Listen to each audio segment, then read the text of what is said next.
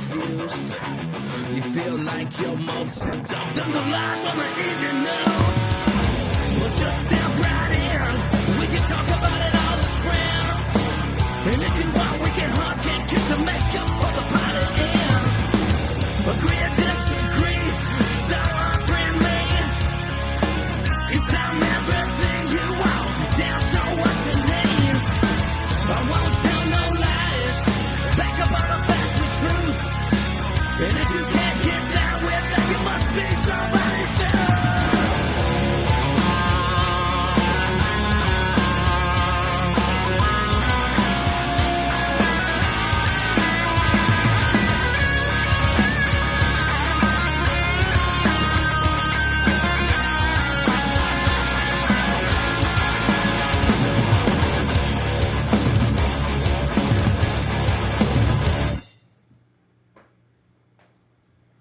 Hey, Hog Twins here. Check out our friend Matthew Spirit at his podcast at the DUM Show and his website, don'tunfriendme.com. Yeah.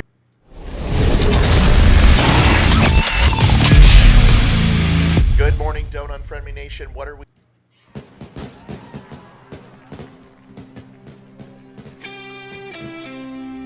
It's Red Friday. RED Friday, which stands for Remember Everyone Deployed. A movement designed to honor veterans and deployed U.S. troops by wearing a red shirt every Friday. As simple as that may be, Red Friday is a great way to back those who serve our country. Go to DUMShow.com and search for Red Friday to get your red on. Welcome to the Don't Unfriend Me show. Good to have everybody here tonight. Amy Robinson is in the house, everybody. Amy. I just realized I'm not wearing red. Not wearing red. It's because you didn't do the thing. And you're like, holy cannoli. You don't need to wear red. Awake but not woke is fine. Same thing. Yeah. Ladies and gentlemen, Olivia Spears in the house. Luckily, I'm here backing up her job that she's failing miserably at. I'm not failing. It's not working. I would have made sure that it was working. Welcome to the Don't Unfriend Me show. My name is Matthew Spear. I bet you don't have that one either, right? Let's see if it works. Too late. I already got it. Ladies and gentlemen, trying. Matthew Spear from the Don't Unfriend Me show. Welcome here. We're going to have a good night tonight. A lot of people on already. I'm sure people want to hear. We don't have an agenda. We were going to do blue versus red game, but my refrigerator decided to go ahead and just crap out. It was going to cost me $2,500. Ordered a brand new one. Of course, I don't have $2,500 right now, but that's okay. It doesn't matter. So I order a new one. And then a repair guy calls me out of the blue who I just was scrambling through. And he's like, bro, and he's Indian. So he's like, bro, what's going on? And I said, well, my refrigerator broke. And he's like, oh, that's horrible. What type of refrigerator do you have? And I said, I have a GE. And he's like, is it a French door? And I said, I don't know. And I said, why am I talking like you? And he's like, well, let me come over and fix it. It'll just take a moment. And I said, well, what do you mean? How do you know that? And he's like, well, because it's a GE French door. I mean, 2015. It's 29.1 cubic meters. It's stainless steel, black or white. And ultimately what happens in this thing is that the fan goes out. I'll be right there. And somewhere in that, he became French. Okay. Wow. And then he's like, he comes in. He's like, it'd be $500, please. And That's he a lot of accents. And he for fixed one it, person. and it was over. And I was like, dude, I love you. You're amazing. And he's going to watch the show. He's big time Republican. And so thank you, brother. Dude. And then I had Mike from Comcast the other day fix my stuff. It's just been a shitty couple of weeks. I mean, it's just like everything that can't go wrong will, but he fixed it. And so $500. And I'm like, well, it's better than a sharp stick in the eye. It's better than $2,500 for a brand new refrigerator. And let's face it, you can buy the cool refrigerator. Do you really need a cool refrigerator? Do you need one with an iPad built into it? And so, come on, really? So Yeah, I don't have I one. just need a big enough one to hold food for my growing boys. Yeah. So, and You he guys knew have everything. a second one in your garage? Or Yeah, we got basement? third. We were gonna have a third one. We got one in the basement with a gun safe, which is like that takes up the entire secret room in the house because it's got like a little secret room. Yeah, it's little though. It's like what used to be in the old apartments. And so when Ethan and Matt took everything from the fridge upstairs, Oh yeah, which it's was horrible. like it looked like there was barely anything in the fridge. Yep. and they put it downstairs. It was completely Completely jam-packed full. full. I was like, Yeah. You know, I can't get anything either else way, in this there. guy was awesome, and you. he's like, I'll clean it out for you, and he was just great. Help me clean it, and he's like, oh, those women, huh? He's like, where? Oh, she just went back to work. He's like, I'll tell you, it happens all the time. These women, they stay home and they have so much to do, and then the men come home, and then the men are like, they see this fridge and they're like, oh God, how's that? And he's just like Pakistani or Indian, and he's hilarious, but he wasn't tramping on women. He was saying how hard it is for them to clean out the damn fridge. And he's like, us guys, we come in here, we fix it, and then we clean it up, makes it all pretty. She'll love you forever tonight. And it's like a brand new fridge, and just a nice guy. Just awesome. nice. Apparently, Hilarious. GEs don't last forever. It came with the house. We didn't buy it. No, he I said- had an amazing. No, Vicky said that GEs don't A last. it's just one part. It's that fan. And he's like, it's just that one thing. He's like, this is a great unit. It's a fantastic refrigerator. It's just that stupid fan. All right. We got a lot to do. Rumble's having issues, just so you know. What do you mean? It's only showing me, and it took forever to load. And now Kevin is on YouTube telling Yeah. me it won't load for him. That's either. all So Rumble. That's not me. No, it's not. It's just Rumble. So Nothing I can do about it, folks. That's Rumble's MO. keep trying. Yeah, I mean, he didn't see this guy. Normally, I would say, yeah, $500 for a $30 part. But here's the thing: he replaced the thermal sensor, he replaced the actual fan itself, he replaced the okay to me. insul. What? Rumble, it works for me. Rumble's working for me on my phone. Okay, I'll just. He keep trying. replaced all the insulation, and so to me, that's worth $500 for even if it lasts 3 years. Who cares? It's dude. The guy saved me $1,500. Yep. Well, actually 2,000. So I'll take it. All right, let's I do gotta it. go real quick, and then I'll be back. Yeah. So Olivia's gonna bow out. I have, man, it's that same tooth. You guys remember last year how it got an abscess. So even if I tap it, it literally sends a shockwave up my left I'm side gonna of my. go get your medicine. Yeah, thank you. It's been a shitty week. It's just been one of those weeks. I didn't get the job. Also, I was but going to can I ask. be honest with everybody? Can I be honest? I tanked the last interview on purpose. Why? I didn't want to do it. I did not want to be in a plane. I didn't want to be away from the family 3 days a week. I've already run multi-million-dollar fucking corporations. I don't want to do it again.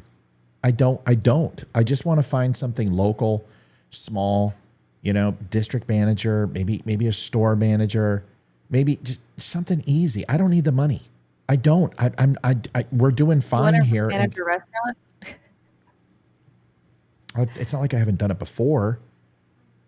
I know someone who's always looking for good managers. So Well, I mean, I'm not cheap, so yeah. That's well, the this thing. I think and that's the thing. The managers only make 80,000 a year, but the Well, I don't servers make mind that. more, which is why they can't. What's that? I don't mind that. I don't 80,000. Oh. See, Facebook. The Okay, I servers got a little make something. more than the managers. Can I tell you something? Can I tell you something very exciting? So I got some good news too, and this is good for the brand. So Facebook, it's really exciting. Facebook is now paying for interactions. Wow. And like I'm top 0.5% on Facebook for interactions. Like that's the one thing, Amy, we do well. Like people interact with Don't Unfriend Me like insane. I mean, you've seen the posts lately, 4, 5, 6,000. It just turned on. We got approved. They invited us to it. Only 0.5% of the Facebook pages got it. And here's what if we would have done the Jason Aldean post. Remember that one that went to 12 million? Yep. $30,000. Holy cow. So they cap it at $30,000 a month.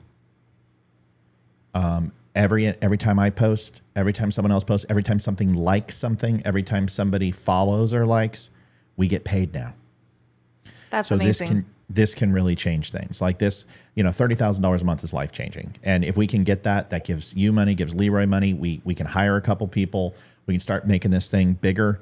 But Because I'm ready to quit my day job. oh God, me too, focus sister. on this I'm just full-time. telling you this it's in response to Twitter because Elon Musk was doing profit sharing on Twitter. So today, I didn't even post anything today, and I think I made $175. I didn't do anything. Right. I did nothing. So if just those Aldean posts, 12 million interactions, you cap out. And I'm like, that's easy. We're doing 30 million interactions a month now. So this is good for us. This is really, really good news for the show. And honestly, we deserve it. We've earned it. We've busted our butt. So we're hoping that this continues. You have, look, I was actually thinking today, I'm like, I have been a terrible partner in this, totally. Not completely on my own fault. Not that I'm not taking responsibility, but I mean, everyone's noticed. I've had several people actually reach out to me in the last week asking, like, hey, we haven't seen you online. And I'm like, I know, I've completely abandoned my online life, and I need to have some conversations with my attorney to see if it's safe for me to like return, because I'm ready to be back to be on social media. It's just been I just want like, and that's potential, right? So Yeah. Facebook is going back the last 90 days and they're retroactively paying. Oh. And I was doing the math and I'm like, oh my God, Use my like language, this is but going to yeah. be, but you got, I'm not working, right? So, I mean, I took $195,000 out of my life and just said, screw it, you know? So it's been insane so we're really excited. And, you know, Rumble's doing well. That's growing. The podcast is growing exceptional. I think we just reached 650,000 downloads of the podcast. Nice. That's huge. It's almost a million downloads. I think we have 1,300 daily listeners on just podcast, and then on Spotify, it's like 3,000. So 4,500 people a day listen to the podcast, which is huge. And, you know, so things are starting to, so yeah, if we can make up to $30,000 a month, and that's not even including what we normally make on Rights Manager because of copyright, also the videos. So if we can do this, this could be a very, very prominent thing, and we can start giving back, because ultimately I'd love to give 10% back to Travis Manion. I would love to start getting guests on. I'd like to start booking guests. I'd like to get a place outside of here where we can go to do interviews and bring people in, fly them in and stuff like that. That's what I want to get to. So we're going to start crushing this thing. All right. So that's enough about us. I just want to thank everybody. It's just, you know, it's just the potential to do exactly what I wanted to do, which was influence people. And the fact that, you know, 32 million people influenced last month. And this is going to be the topic tonight, man. We're going to talk about it.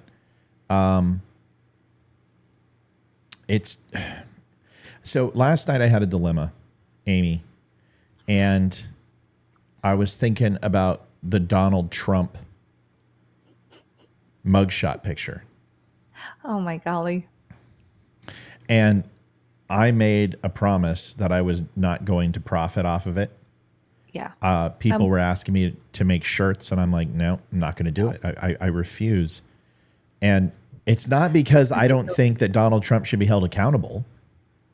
If he did something wrong, he should be held accountable. I completely, 100% believe that, because I believe we're a nation of laws. But what frustrates me is the fact that this timing, you can say that this isn't political. You can say that, and that's fine. But the timing is. And this Georgia case in particular, which I told you has no merit, it's a complete farce.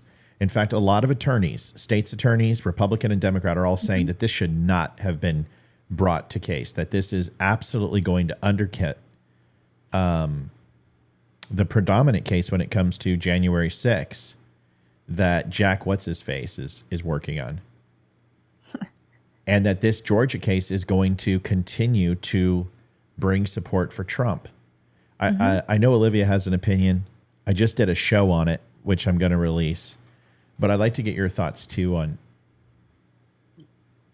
You're not the biggest fan of Trump. Yeah. And I know you like him, but you don't love what he does sometimes. So what are your feelings on this mugshot? And what do you think the ramifications will be, especially for women voters?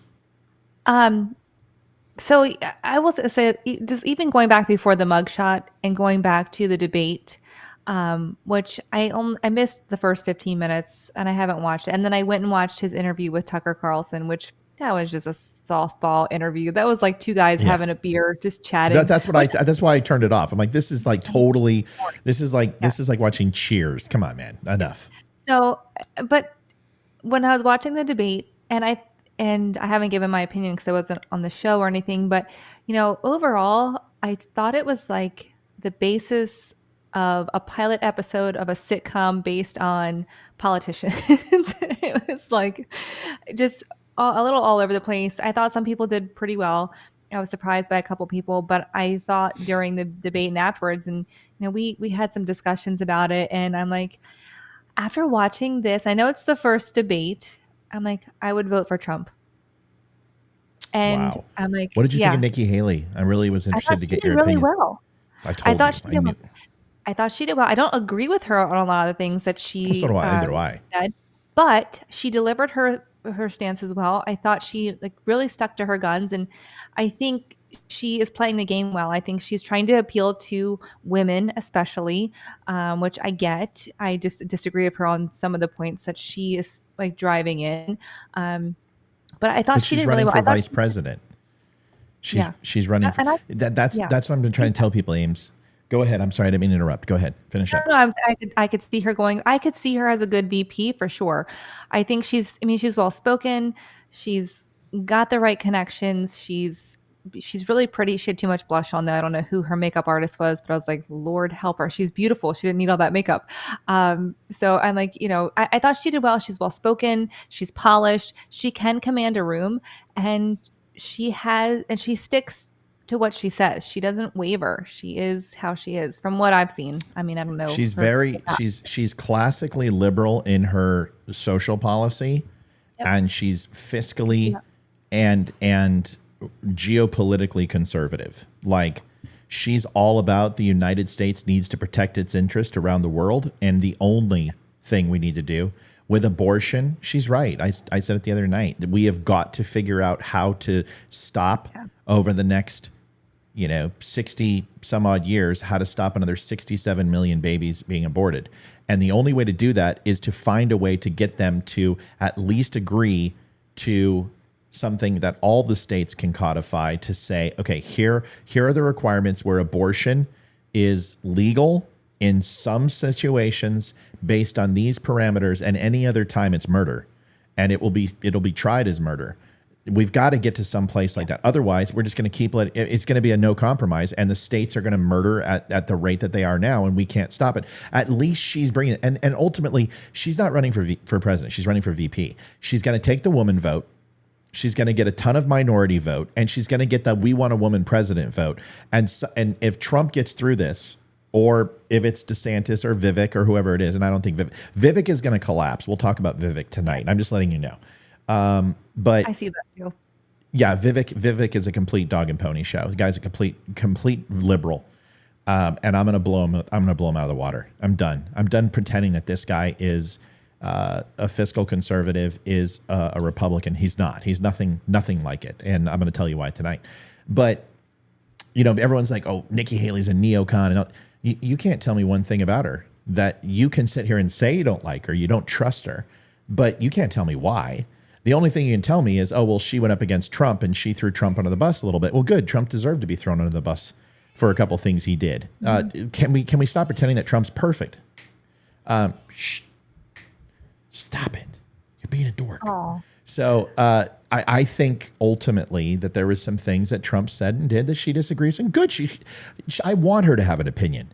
I want the vice president to challenge the president in private. I want the vice president to have an agenda that's heard. I'm all like that.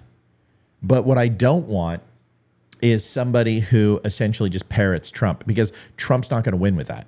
If you put up Vivek as VP, I think it's a losing ticket. I truly do. I think and here's why. Well, what do you think? You had a chance to listen to Vivek. What do you think of Vivek? Yeah. So I like him. I like listening to him talk a lot. I do not think he's a presidential candidate at all. Back when he first came on, I was like, oh, like I want to hear more from this guy. I want to learn more. And after no one respects him, first of all, it's kind of disappointing. I do like him. I think he has a place in politics, but I do not think it's the president. I could see him as some sort of advisor or somewhere. I don't think he is a president, at least not yet. And he is young. He's younger than I am. which Yeah. I'm not opposed to a young president, but Pence is. Listen, you young whippersnapper, we don't need no amateur rookies. Carrie says, Vicky, look up her policy on selling arms to Saudi Arabia for one. Okay, can someone explain to me? This keeps coming up. It keeps coming up all the time. Why are people so surprised about selling arms to Saudi Arabia, considering that it's been happening for the last 40 years? I understand that the 9/11 hijackers, 17 of them were from Saudi Arabia. But you understand that all of our oil interests, we don't have the silver certificate. We don't work on gold bullion anymore. The American dollar is tied to OPEC and tied to the value of oil. We understand this, right? So it's in our own self-interest to have the dominant, biggest player in Saudi Arabia to be on our side, and then have the most victimized country in the Middle East on our side. That's Israel and Saudi Arabia. What is so confusing about this to people?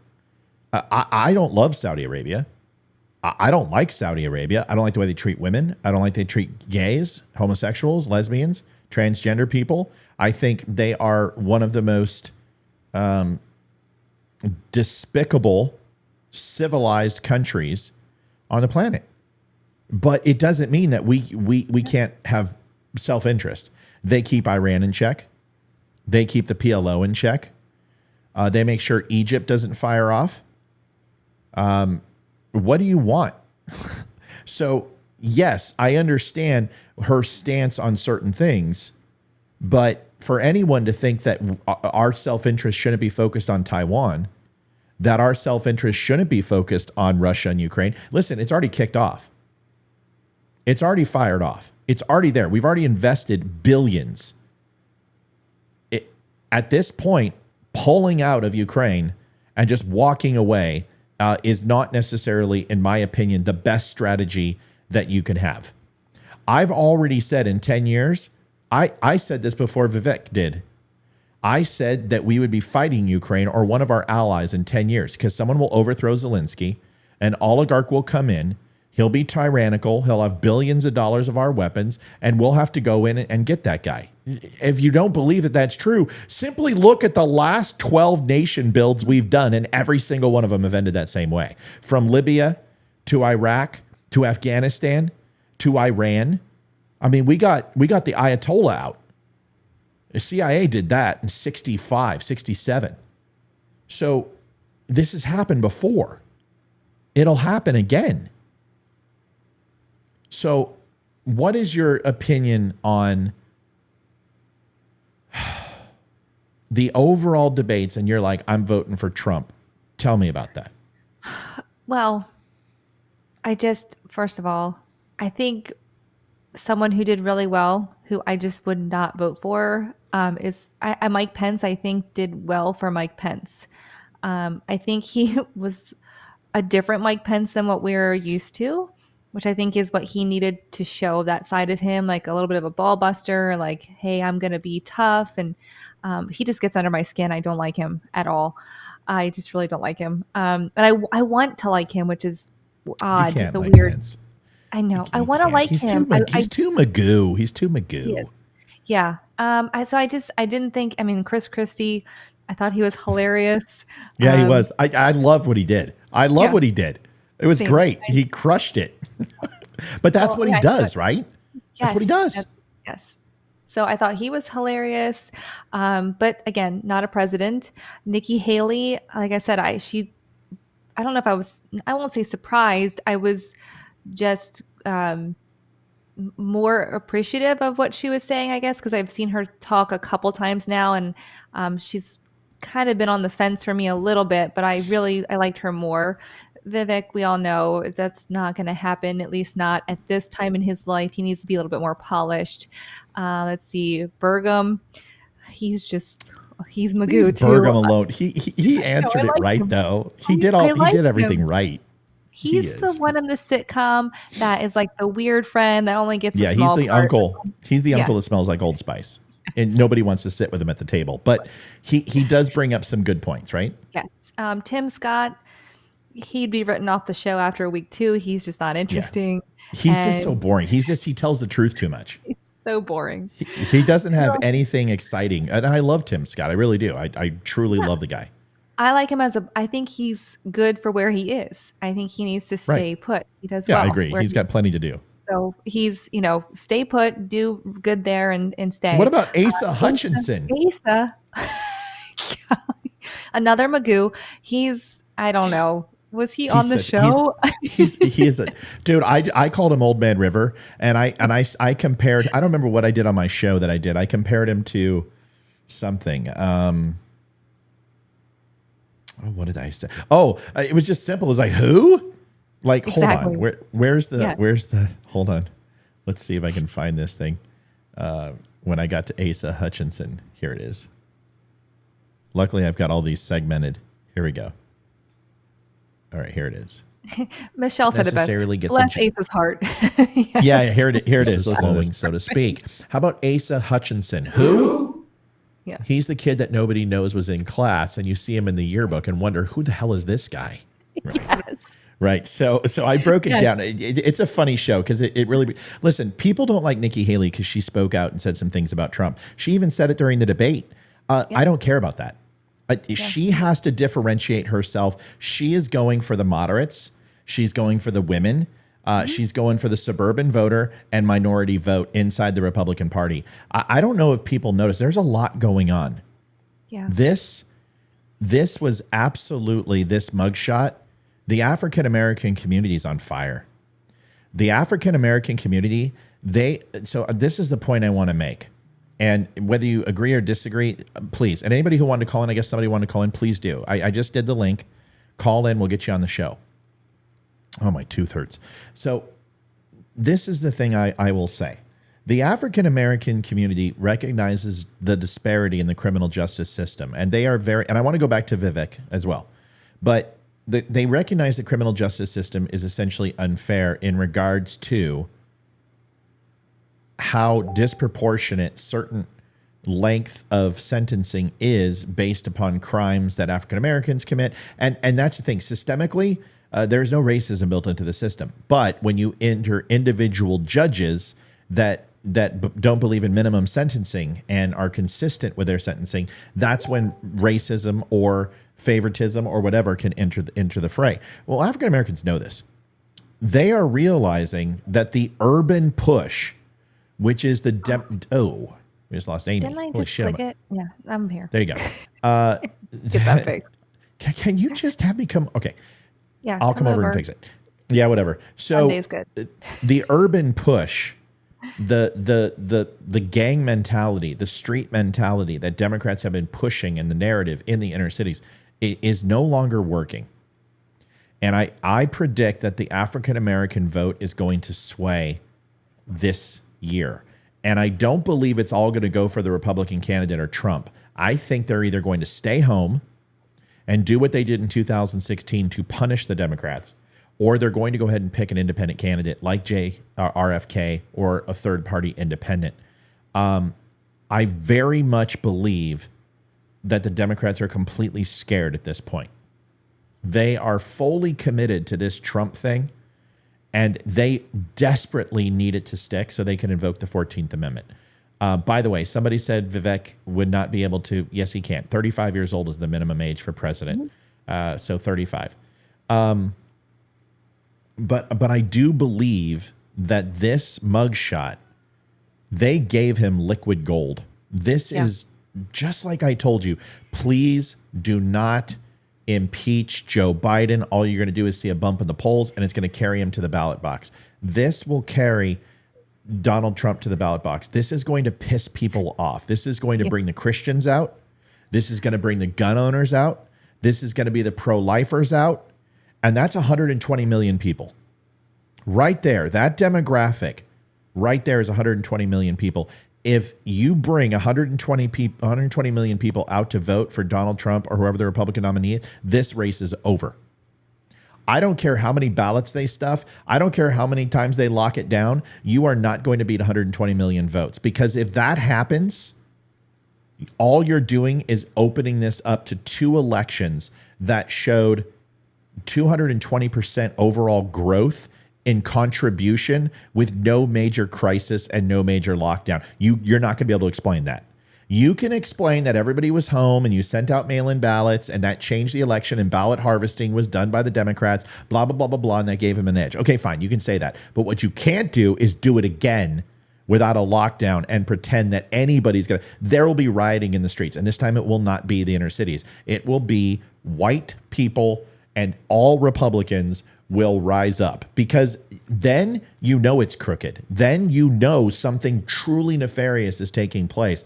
I can't imagine that the Democrats can rely on that. So what are they relying on? They're relying on putting Trump, getting one of these to stick, and therefore dissuading the American voter to vote. What do you think? Yeah, I totally agree with you. Absolutely. And the mugshot, if I was the person taking the mugshot, I would have lost my job that day, because I would have absolutely refused to take a mugshot of a president. Like, it's completely disgusting. A mugshot is not to humiliate. This is now personal. Like, it's clearly personal. A mugshot is because you have to be recognized by law enforcement, the judge, when you go to court. Like, these are things that there's a reason why they take a mugshot. It's not just to put up on the news and humiliate somebody. There's a reason behind it. Yeah, but not, at least not a flight risk, right? Right. That's what yeah, exactly. And it's like, I don't know. I was listening to a couple of different news broadcasts about it, and they're mostly on the left and how excited they were for this and how excited, and they were hopeful that they're so happy. Yes. And I'm like, golly day, I wouldn't want to see any president like this. Me neither. No. It's not like if he was a murderer and he did it in like cold blood or something, okay, sure. I don't know. But like, this is not the same thing. I don't know. To me, it's absolutely disgusting. I think this actually gave him a boost in the polls, and oh my God, are you kidding me? Campaigning at this point, just let the left keep. This is the Che Guevara T-shirt of today. That for the Democrats. I mean, this is going to be. I'm not going to do it. I'm not going to profit off Trump. I've already made the commitment. And do you guys know how much I made off the Jason Aldean shirts? I mean, it helped us tremendously. I could make a killing off with my network. I would make a killing. I would make the best looking shirt out there. It'd be huge, best looking shirt ever. And guess what? I'm not going to do it because I don't believe in this shit. I don't believe that a former president of the United States should ever be arrested. I don't think he should ever be on a mugshot. I believe that it should all be handled behind the scenes, because you're not tainting a man. You're tainting the institution of the presidency of the United States. It will never recover in world leaders' eyes. Every world leader can now say the following: how can we trust the United States of America? How can we trust you? You have criminals running your country. You are now with the likes of North Korea, Russia, Syria, China, Venezuela, Israel with Netanyahu. How can you ever do this again? How can you ever have any leverage? So by saying and publicly exposing this, if Donald Trump, and let me explain this last thing. If Donald Trump was not running for president, none of this would be happening. Right. Every single person knows none of this would be happening, because none of it dropped until he announced he was running. The moment he announced, what did I say? Does everyone remember what? People don't remember what I say. Amy, do you remember what I said about his? Not verbatim, but I do remember. What not did I say? verbatim. But give me the rough. Can you give me the rough? You basically said that this is just giving them the fuel that they need to go after him, because what they did I want say to about take his finances? Do you remember? No, I don't have a Okay. clue. I said, you guys will remember when I said this. I said two things. I said two things are going to happen to Donald Trump when he announces. He's announcing way too early. If I was him, I wouldn't have announced till February or March, right? It allows the fray to go down. I would even have went into July and August. I would have let the first debate happen. And the reason why you do that is to let the fray settle down and narrow the field. But what happens is two things. One is he had over $200 million in political capital left from his campaign that ultimately he was able to keep and use for funding. The moment that he announced that he was running, That money then turns into political capital, and according to FEC and campaign finance laws, he can no longer use it for himself. It has to be used on the campaign. So therefore, legal funding for his legal defense, that money's gone. The second thing is the RNC, as he was a former president, his legal fees were paid for by the RNC unless he runs for president. That also falls under FEC and campaign finance reform. So he lost the RNC paying his legal bills the moment that he announced. And I told you this was going to be a deficit for him. Now, some people are saying that his bail was $200,000 and he got a bail bondsman. Good. I wouldn't have floated on my nickel either. I'm not going to write a check for $200,000. I'm going to go get a bail bondsman. And then the other thing they're hitting him on is his height and weight. Listen, Donald Trump is not 215 pounds at 6'3". Not a chance in hell. I'm 6'4". Okay. And I push 225 and I lift, and I am in 10 times better shape than Donald J. Trump. There is not a snowball's chance in hell he's 215. He's 260, really? 270. Okay. Really? Yes. Okay. I don't know. I'm not good. I'd never be that person at the carnival. Donald, listen, when I would, okay, at 6'4", I'll show you a picture when I was 250. And you're going to be like, yeah, Donald Trump's a big dude. He's broad-shouldered. He wears very baggy clothing, but anybody who's seen him in a polo, he's round in the middle, man, and he's not in great shape. And that's fine. And I don't care. I don't care. But the left, this is how trivial they are. They've got the guy with a mugshot. They got him arrested. They got 91 indictments. They got 2.5 impeachments. They had 2 special counsels. They had the Steele dossier, the FISA warrant, Russia collusion. They have him on top secret documents. They have him on Stormy Daniels and E. Jean Carroll. They got all this supposed just smorgasbord and plethora of evidence. And what do they focus on? His weight. They are transfixed. They're freaking insane. You got everything you want on this guy, and you're worried about his freaking weight and height? This is how desperate they are. They will do whatever they can to destroy Donald Trump. And even if they won't even let him do it themselves, they're just going to go ahead and try. And this brings public support for him. It's insane. Muscle does not weigh more than fat. That is a myth. It is a complete myth. And the differentiation between muscle and fat is very, very different. One is dense. Okay. And yes, if you're all built to muscle, you will have more weight and density on your body and BMI. But to say that people are like, oh, I'm big boned or I'm dense or I have more muscle and fat, it's bull crap. I've been yoked and I've been fat, and I will tell you there's very little difference. Now, what you're saying is that muscle looks better than fat and you will look trimmer. That's absolutely true. But to say this whole thing that there is a massive differentiation between fat and muscle, it's not true. It's not true at all. And I'll fight it, and anybody who lifts will tell you the same thing. What's that? So it's just like the adage, a ton of bricks or a ton of feathers, what weighs more? It's the same. Right. Lisa says, I think he's 6'3", 250 pounds. Lisa, I'm 6'4". I've been that way for a better part of my whole life. There is no way he's 215. There is no chance in hell.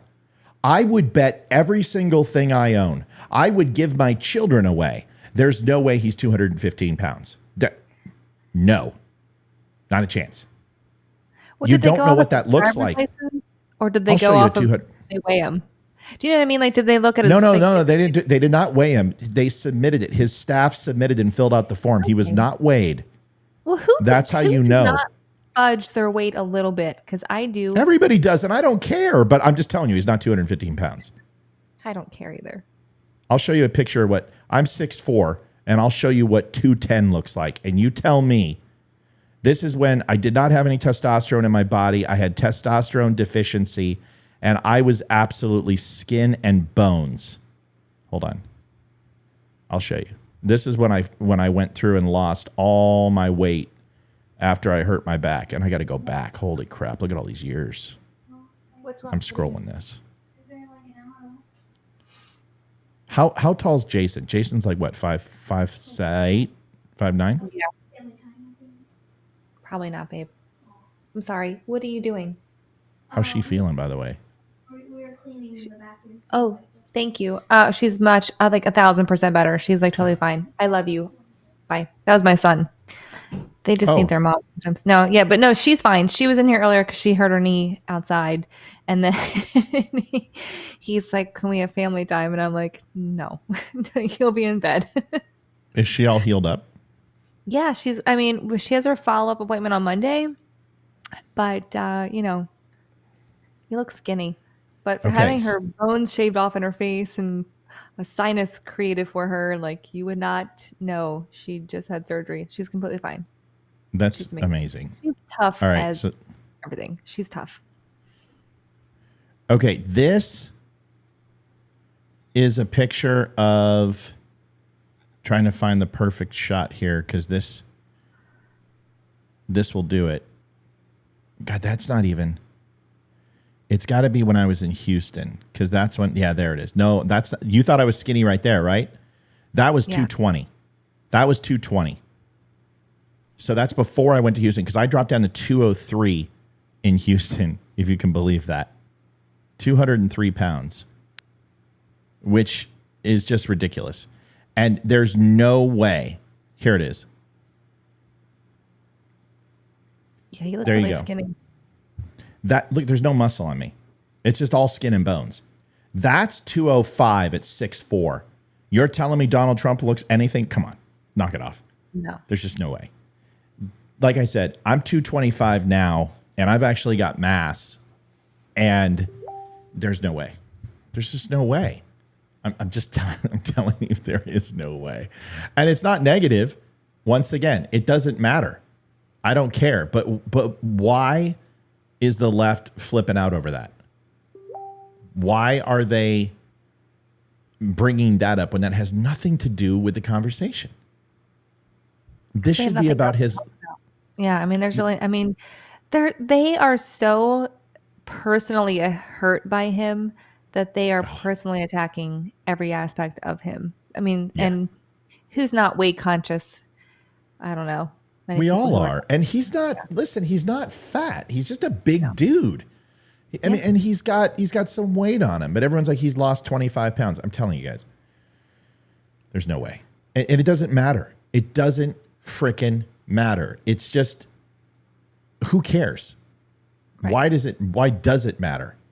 It doesn't. It doesn't. This is, oh man. Yeah, there's just no way. I'm just looking and I'm like, God, without testosterone, it's amazing at how skinny you can become. And like, if you're an older man, you've got to go get your testosterone checked out. You have to, because I couldn't put on weight at all. But anyway, it just comes down to this. If you've got all these things on them legally, there's no reason to do this. But they can't help themselves. They are completely excited with glee that he has a mugshot.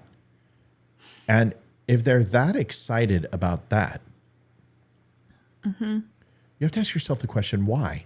Don't you? Yeah. When do you think this stops? Never. Does Never. it stop when he's in jail?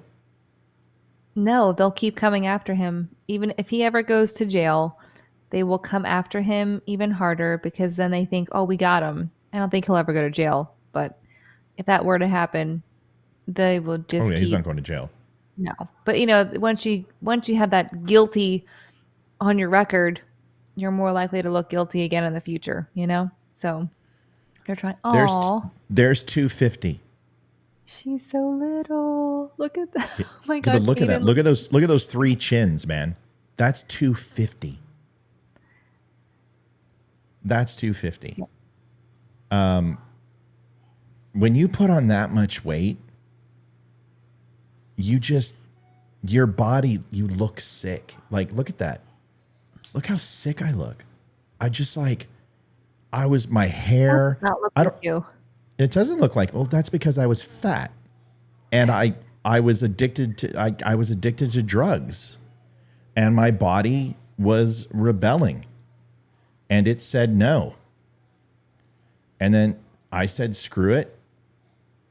And I said, I'm going to make a change. but weight loss is not easy. I mean, that was 7 months from then, 7 months apart. And, Wow. you're talking 40 some odd pounds shed. Live less. She has not aged a day. Oh my god. She never ages. Isn't Yeah, she she looks pathetic? amazing. She doesn't, look at this. This is oh crap. This is in Houston. We're looking at pictures. We were just talking about you. We're talking about Donald Trump. We're talking about how the report said he was 215 Yes. and it's at 6'3". And there's Yeah. just No, there's not. No, there's no way. And because you know by weight loss. See, look at that. Yeah. Look at Olivia. She's just beautiful. But that was that weight right there was right before testosterone. And I was like 203, 205. What was that? My body fat was like 6%. It was better than when I was training with the teams. So but then when I broke my back, I got horribly fat. Horribly fat. I can't even begin to tell you. Olivia can tell you. It was bad. When you went down with your back. In your life, though, right? We've all had like a fat period, right? Yeah, but mine was on purpose. I'm in mine right now. Okay, let me explain something.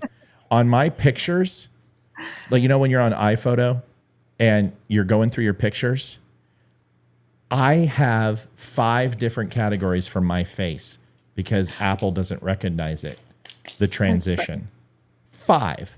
Matthew, Oh, That's thanks. pretty funny. you need to take it now. So, is that my amoxicillin or whatever? Yes, that's your amoxicillin. So look at this, real quick. That's 260. That was when Hayden was born, 260. Yeah, she was He is 11 months so old. I was still like 150 in that picture. It took me 19 months to lose her weight. 260. Did you breastfeed? Yes. Oh. I could not lose weight when I was breastfeeding. I actually put on weight with both of my kids when I breastfed. And then as soon as I stopped breastfeeding, I dropped all the weight. Now I'm just chubby. I stopped breastfeeding at 9 months with Hayden and 7.5 months with Ethan. And I still couldn't lose the weight until they were both 19 months old. Yeah. I think it's hormones. I just do. I think some women they drop oh, just breastfeed. I'm like, I breastfed my oldest until he was over a year. And then my daughter, I think I stopped at 9 months or so. She was a biter. Yep. That's what Ethan bit the shit out of Holy me. crap, what are we doing, ladies? What the hell are we talking about? I don't know if it's a hormonal thing or what, but yeah, I couldn't lose weight when I was breastfeeding at all. So we're going through pictures? No, we're not going through pictures. You should show them a wedding picture since we just No. celebrated 21 years. No, that's not what I'm doing. Oh, I'm just 21 years? talking. Congrats, guys. That's amazing. We're talking about our weight. I don't have any. This is I'm fat right now. I was fat when I was pregnant too, but I'm fat right now. You could show my fat picture. Remember the... No, because no, we're not doing that. I'm just saying that we're talking about Donald Trump. Okay. And we're talking about how Donald Trump lost so much weight, and that's it. Yeah, it's so stupid. I'm just done with it. I'm just done with it. How people are talking about Donald Trump and his weight and nothing else. Quickly, that's 228.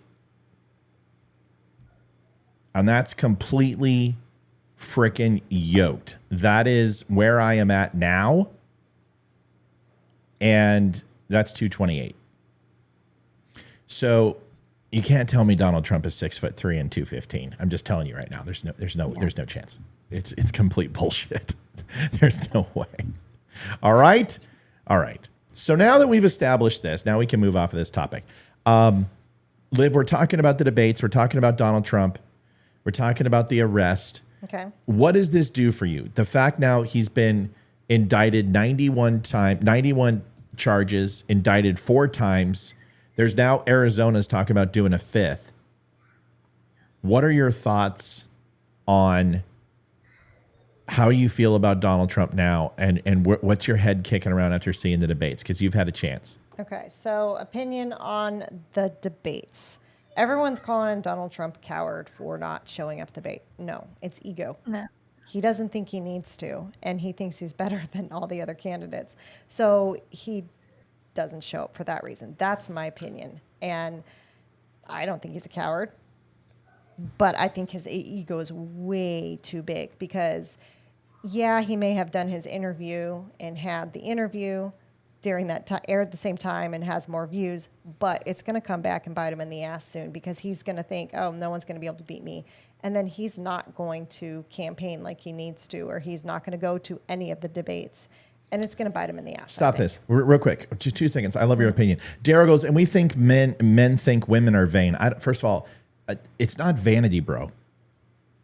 It's not vanity. It's a story of success. I broke my back in the military. I broke more bones than you can count. I lost all my teeth. I lost my cheekbone. You can see it in the picture right here. I have no cheek, no jawbone. It goes right through. There's no bone here. It was all removed. It cracked my sinus canal, my orbital canal, my orbital bone separated. A lot of things happened to me. And I got addicted to painkillers because that's what the VA gave us. And they just threw it at us. And I got to 260. I ate ice cream every night. I let my whole life go to shit. I was depressed. I was at the side of a bed with a gun in my mouth. And I had a buddy challenge me and called me from seeing me on Facebook. And he's like, you rang the bell on life. And it pissed me off. So I flushed all the medicine. I went through 60 days of withdrawals. I was at 260. I went down to 195 in 2 weeks. I shat my brains out every minute of the day. I had chronic leg shakes. I couldn't calm my legs down. And I felt like from the center of my belly all the way down, I was running a race. They were on fire. And I all the muscles were in atrophy. And I couldn't move. Olivia was here. I had to get into the bath, and she would have to boil water on the stove and pour it in. 186-degree water in order to get my nerves to calm down. And then I'd get up and I'd do it again. I broke several teeth. I bit through my tongue plenty of times. And then I when I was done, I went back up to 250, 255 when my body was out of shock. And when I came off the medicine and I was fully kicked the medicine, my body reverted back. And I wasn't even eating, but it just swole with water. And everything I ate went straight to cortisol and fat. And I got out of bed and I did a push-up and I went on the treadmill for 10 seconds. My heart rate got to 262, 250 something. I thought I was going to have a fucking coronary. I had my widowmaker was like 79% blocked. I had one artery. It was almost 100% blocked. They told me I was going to die. I was going to have a heart attack. What I would eat every night, I would eat ribeye steaks all the time with a baked potato loaded with cheese and sour cream, blue cheese dressing. I would eat a half a gallon of ice cream every night. Full bowl of popcorn. Full bowl of popcorn with and extra like butter. A half a box of cereal. And a half a box of cereal every night. That's what I was eating. Because I was so depressed. I was putting away 8,000 calories a day. So I did one push-up and I ran for 10 seconds. And then the next day I did 2 push-ups and ran for 20 seconds. I've got the cholesterol now of like 178, 180. I have a resting heart rate of 57, 58 beats a minute. I can flat out go at 7.5 miles an hour for 3 miles. I lift and I push 65,000 pounds of workout every single day. It's not vanity, bro. It's success.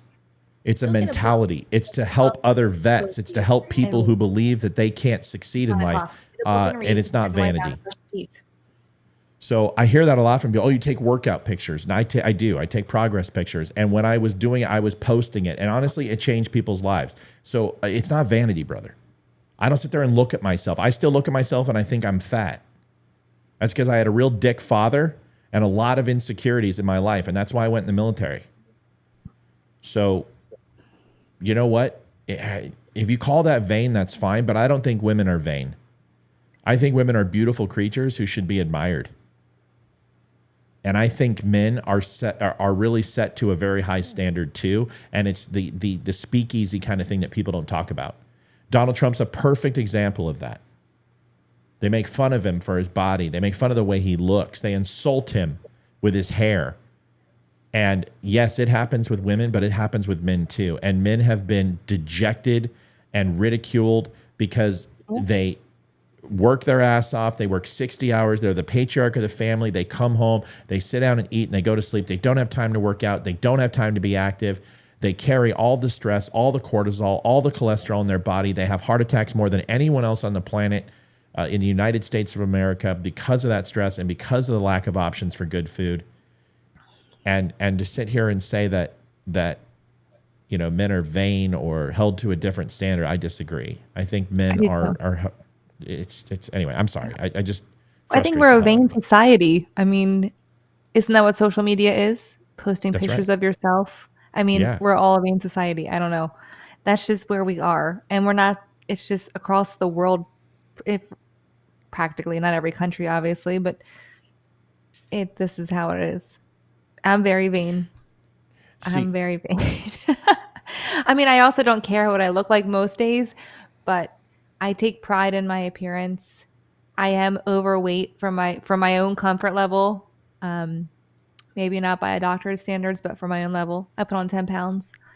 And I haven't cared to lose it though. I just been like, whatever. I know I will lose it. So I'm like, I'm just being a loser who's not losing weight. So it is what it is, It's interesting. Melanie said, don't forget the steroids. And I think what she's talking about is absolutely the steroid. I had 16 steroid injections. I had those absolutely make you swell and water weight. That's a very good point. I'm not taking steroids now. That's ridiculous. I've taken steroids in my life. I'm on testosterone replacement therapy. And that's because my body naturally, after all the codeine I took, it does not produce testosterone naturally anymore. I had a testosterone level of free test in my body of 112. That's the age of a 75-year-old man. So my estrogen was kicking up, and that's another reason. So I'm on testosterone. I'm now in the 820 to 900 range, and I have to take an estrogen blocker because of all the damage I did to my body with the medicine. And if I don't, I will puff up like a balloon. That's why people talk about chubby cheeks. I naturally have chubby cheeks. But if I stand up and you see a full profile, you go, oh, yeah, that guy's not fat. But when you're sitting down and you're a talking head, you look chubby in the face. And I've had to deal with that my whole life. So you don't know what people are going through. We don't know what Donald Trump's going through. We don't know what he is. But to sit there and pick on his weight is just stupid. It's absolutely stupid. It means nothing. So how much have you heard, and Olivia, your thoughts on the overall debate when it comes to Trump? Do you feel that are you more sympathetic to vote for him now or not? No. Really? Honestly, in my opinion, I'm happy he didn't come because he's a disruptor. And we would have never had a chance to hear any of the other candidates and what they stand for and their points of view on anything, because Trump would have stood up there and disrupted the whole entire thing and made the entire thing about him. And so if he doesn't show up for the first couple of them, great. At least I get to see the candidates how they are and not just being defensive against Trump. Yeah. Mm-hmm. So that's my opinion. But no, I don't. Again, I'm not going to vote for somebody because he's popular or she's popular. I'm not. I'm going to vote in the primary based on who I think is going to best, I guess, who I think is going to be the best president with the values and morals that I align with. So I'm not going to vote for Haley just because she's a woman. She is my top candidate right now after the debates. I think she was the best, and I liked her answers, and I liked her the best out of all of them. But not because she's a woman, but because she's hot. I don't think that way. You should. Yeah. You should. If you think that, if you're only going on looks, then you know what? Yeah, she's pretty, but none of the men up there were good looking. So I don't know. Kevin says, Olivia, has Matt ever done a show on his recovery from painkillers? I was going to ask you that, but you asked me a question. So I wasn't sure if you had. I know you've talked about it on live show, but I didn't know if you'd done a actual recorded show just on that. Yeah, I did a full show on it. Full show on it many times. Yeah. Discussing my injury, how it happened. Yeah, I've done it. It was a nasty journey, right? I mean, it was a lot of work, and God bless my family for holding through it because it was hard on them, and I still suffer from it. I mean, the amount of damage I did to my dopamine levels it's still, I have a hard time producing positive endorphins and positive dopamine in my body. It's hard. And every day I want a pill and I don't take it. I don't even take Advil anymore.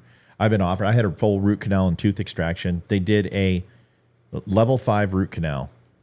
It was 3.5 hours.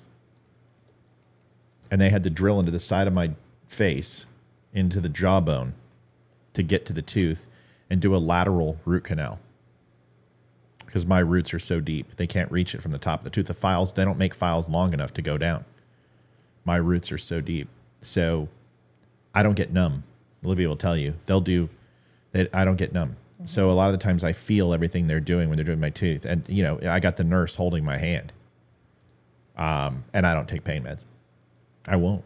Now I'll let them give me Demerol or the Novocaine, sorry. But it doesn't, they have to shoot it into my tooth once they drill. That hurts. So anyway, I don't take pain meds at all. And I won't. Because I know what it will do to me. I know if I take one, I'll be on 30, 40 of them a day. I can't go to the dentist without laughing gas. Without the nitrous. I get too nervous. I just can't do it. Yeah. But anyway, so yeah, I've done a show on it. I guess the whole point of this whole thing, and it shocks me, is there anything that's going to bring you back, Liv, to vote for him? Well, I'm not against voting for him, but he really needs to pull me back in, and he hasn't. All he's doing is selling himself. He's not talking about what he's going to do for the country. He's not being the candidate he was in 2016 and 2020. He's all about himself right now. He's still talking about the stolen election. Yeah, I know. And it's pissing me off every single time he is. I don't want to hear about it. If you're going to run your entire candidacy and on a stolen election from 4 years ago, let's you not get deserve on that. to Let's lose. not get on that. We did that too much. I know. It's just, it pisses me Robin off. Boink says, He needs do to get you off. know what is President Trump is not our, do you know what is President Trump is not our next president? Whoa. We're screwed. All of you should wake up. You know, it always interests me. Wait, what? When people have very little to say, they always say that you need to research more. You need to wake up. What makes you think we're asleep? I'm awake. Do you think I'm just not woke. That's right. You're worse than the left. Do you think that we like Joe Biden? But here's your problem, Robin. Say we get Trump in office. Are you going to usurp him as a king? Because he can only run for one more term. Right. What happens after him? And if you think that Donald Trump can clean up the swamp, then why didn't he do it in his first term when he had the House and the Senate? See, the problem is that you've put all your hopes on one man. And that is a very dangerous thing to do, which means that you lose hope if he is no longer available. We have to find a party that actually represents the people. And there isn't one. Democrats represent big donors, political action committees, and the almighty dollar, and so do Republicans. This uniparty that we have, dude, Nancy, Chuck, wait, who was it? It was Chuck Schumer. Wait. What? Really quick. Tim says he likes my shirt, so I was just going to give a plug. Just go to the DUMShow.com, right? Or what is it? DUMShow.com. DUMShow.com. Right? The DUM I Show. should know that, right? You should. Yeah. You can pick this shirt up for yourself. Sorry. Had to put that in there for y'all. Didn't we ban David Gomez? Yes, we did. Ban him again. Yeah. Ban That was David on Gomez. Ban him again. Wasn't that last Friday? Literally last Friday? I think it was. Yeah, someone banned David Gomez. Don't let him back in. Anytime you see that picture, ban him. So I got a question for everyone out there who thinks that if you don't vote for Trump and don't support Trump fervently, that you're not a Republican. Because I just had a comment on Rebel of these F-head wannabe Republicans. Bye. I have a question for all of y'all. When was the Republican Party founded? And how old is it? Can anyone answer me? The grand old party. What year was it founded? 1846. 1846. What year? Am I right? Yeah. But Am that I was what I right? was going to say. Wait a second. Am I right? Let's find out. It's not 1846. That's what I But was that's going my to say, guess. though. Grand Old Party. That was literally what I was going to 1846. say. It was like you're reading my mind. That was weird. Yeah. Okay, I'm looking it up. It says 1854 is what it says. So Can I say something? that was pretty awesome. The fact that I was even remotely close. Yeah, go ahead though. So my question for all of y'all is, when did Donald Trump become president? And was Donald Trump alive in 1854? Because I don't think he founded the Republican Party. So I don't think is a precursor and a requirement that you have to support Trump and make him holier than thou to be a registered Republican. It's just dumb to think that. So if that's what you think, maybe you guys need to be in a different party, or you need to open up your horizons and open up your mind and realize that Trump is not the great white hope. He's not a king. He's not Jesus come back down and can walk on water and turn water into wine. He is a man. And yes, he was an amazing president. I loved his policies. And I would love to see him in office again if he can be the same president and same candidate he was in 2016. I would love to see him. I'm not too happy with the current person he is. And it has nothing to do with the indictments. It has everything to do with how he is acting and his speeches. It's the same old rhetoric. I want to hear what he's going to do for the next 4 years and for the country and the American people. I don't want to hear about the past anymore. And for the people who are like, well, you know where Trump stands. No, I don't. No, I don't. Not anymore. Go to his website. You know what? That's a cop-out. I should hear it every single day because most people aren't going to go to his website. I need to know where he's at with Ukraine. I don't need to hear, I'll stop it in 24 hours. Tell me how. Tell me what you're going to do. Tell me what you're going to do. Who are your new SCOTUS picks? Because you're going to have two of them more than likely open up. A lot has changed since 2016. Yes. The country's changed and the world's changed, which means we want to hear what your policies are and your thoughts on what the current state of our country and the current state of the world is. I don't want to hear about the past anymore. Amy, your thoughts? I mean, I might be wrong, obviously, but I believe he is going to wait until a lot of these candidates are out of the race. And then I feel like he's kind of like gearing up to focus in on the people who are left. And then I think he will truly start campaigning. At least I'm kind of hopeful for that. Like he'll start campaigning at that point, kind of attacking their perspectives and what they are saying. I think he's just waiting. There's too many people right now for him to really, for him to care. He has such power right now on the polls, and he feels that he is going to be president again. So I don't think he's putting in the effort he should. But I think that he can also get away with it because he does have a lot of numbers. He does have a good track record with most Republicans from his, last presidency. So I think he's waiting to weed out all the people he doesn't need to worry about, and whoever makes it to the final round, essentially, then he'll start really campaigning and take them out. That's my thoughts. I think it's fair to say that Donald Trump is doing what I think. Listen, I actually like the fact that he wasn't at the debate. I didn't like it at first, but I thought it allowed us to listen to the other candidates and he didn't suck the air out of the room.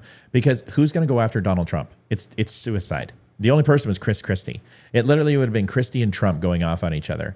And I don't think that would have done America any good. I think people got to look at who is going to be a viable vice president. But on my video, I said it very, very clear. People are asking me right now, Matt, who do you think is going to be the clear candidate? Glenn Youngkin. Oh, I had that thought the other day. I was like, whatever happened to Glenn? Yeah, Glenn, well, nothing. Glenn has a 73% approval rating in the state of Virginia, has one of the greatest economies ever from any governor, has done more for veterans and school choice and parents than any other governor outside of Ron DeSantis. It's my understanding after speaking to people. Yeah. Hold on. after having conversations with people in the GOP, I'll say that, and the RNC, that Glenn Youngkin is being courted and pushed to enter the race. And if he enters the race, Trump better watch out. Yeah. Because Youngkin, he may not get every single Trump supporter because they're going to try to, he didn't support him. He didn't want him campaigning. Well, he didn't want him campaigning because it's purple out here. And if Trump would have showed up in Virginia, Youngkin would have lost. But Glenn Youngkin doesn't hate Donald Trump. He has spoken out against election reform. He's spoken out against the things that Donald Trump does. He wants a wall. He cares about America. He cares about the fentanyl crisis. He cares about global influence. But the guy is not only smart, he's not Soros funded. He is a down-to-earth Republican and can run the moderate side, but he's got charm. He can debate very, very well. And he is a real candidate. And I said that 2028, I said I would imagine Glenn Youngkin would be the Republican nominee. And I do believe he's the full joy. He is a real candidate, and he has the ability to win. I believe that they will tap him. I think DeSantis is going to have a hard time. He's never going to be ready for president.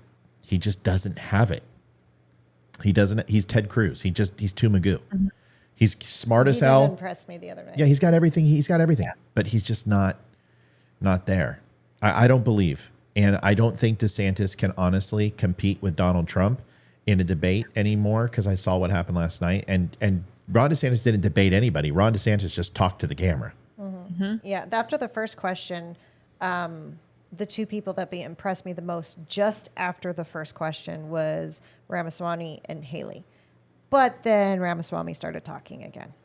And I don't want to hear again that I understand it's awesome and great, but that his parents were immigrants and they came here with nothing. And I've heard it before, and I don't want to hear it again. Real quick, Daryl Gardner, you're not blocked. I don't know what you're talking about. Laura, I can see you. Lauren says, sorry, but that was part of his cell. He didn't divulge his plans. Yeah, he didn't divulge his plans when it came to attacking ISIS and Al-Qaeda. He can't run a national campaign without saying what he's going to do. I'm sorry. And he did that very well in 2016. He had the Black Contract for America in 2020. He laid out all his jurist selections for the SCOTUS in 2016. He talked about his energy policy. He talked about foreign policy. He talked about tariffs on China. He talked about what he was going to do for USMCA. He talked about his stance with Israel. Come on. He didn't hide any of that. That's why I voted for him in 2020. In 2016, I just didn't know who the hell he was. He did not disclose all of those things until he got deep into the process. But he needs to discuss these things. He's got to listen, folks, we're behind the 8 ball. Democrats have more voters than us. They're going to be fired up about Roe v. Wade. We saw that in the trends in 2018, 2020, and 2022.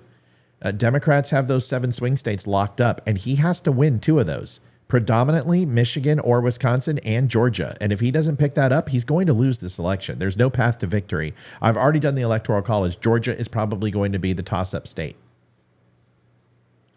So you better get used to this. We don't have a path to victory in 2024 currently with this makeup. I've done the electoral map every single way but Sunday. And all the numbers say there's no chance in hell he's going to win Michigan.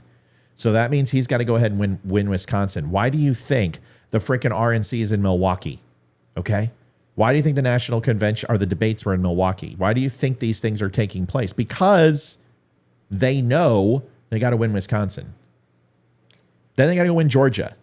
And they're going to have to get back Arizona, too, if you really want to talk about this. There's just not a path to victory right now for Donald Trump. So if he doesn't come out and he doesn't start flipping these, and the problem is that in 2016 and 2020, 16, he had all the time in the world because what was he doing? He stepped away from his business. 2020, he still campaigned a shit ton and did his job as president. Now he is going to have so many legal battles and all of his court appearances. He has to be there because this is criminal.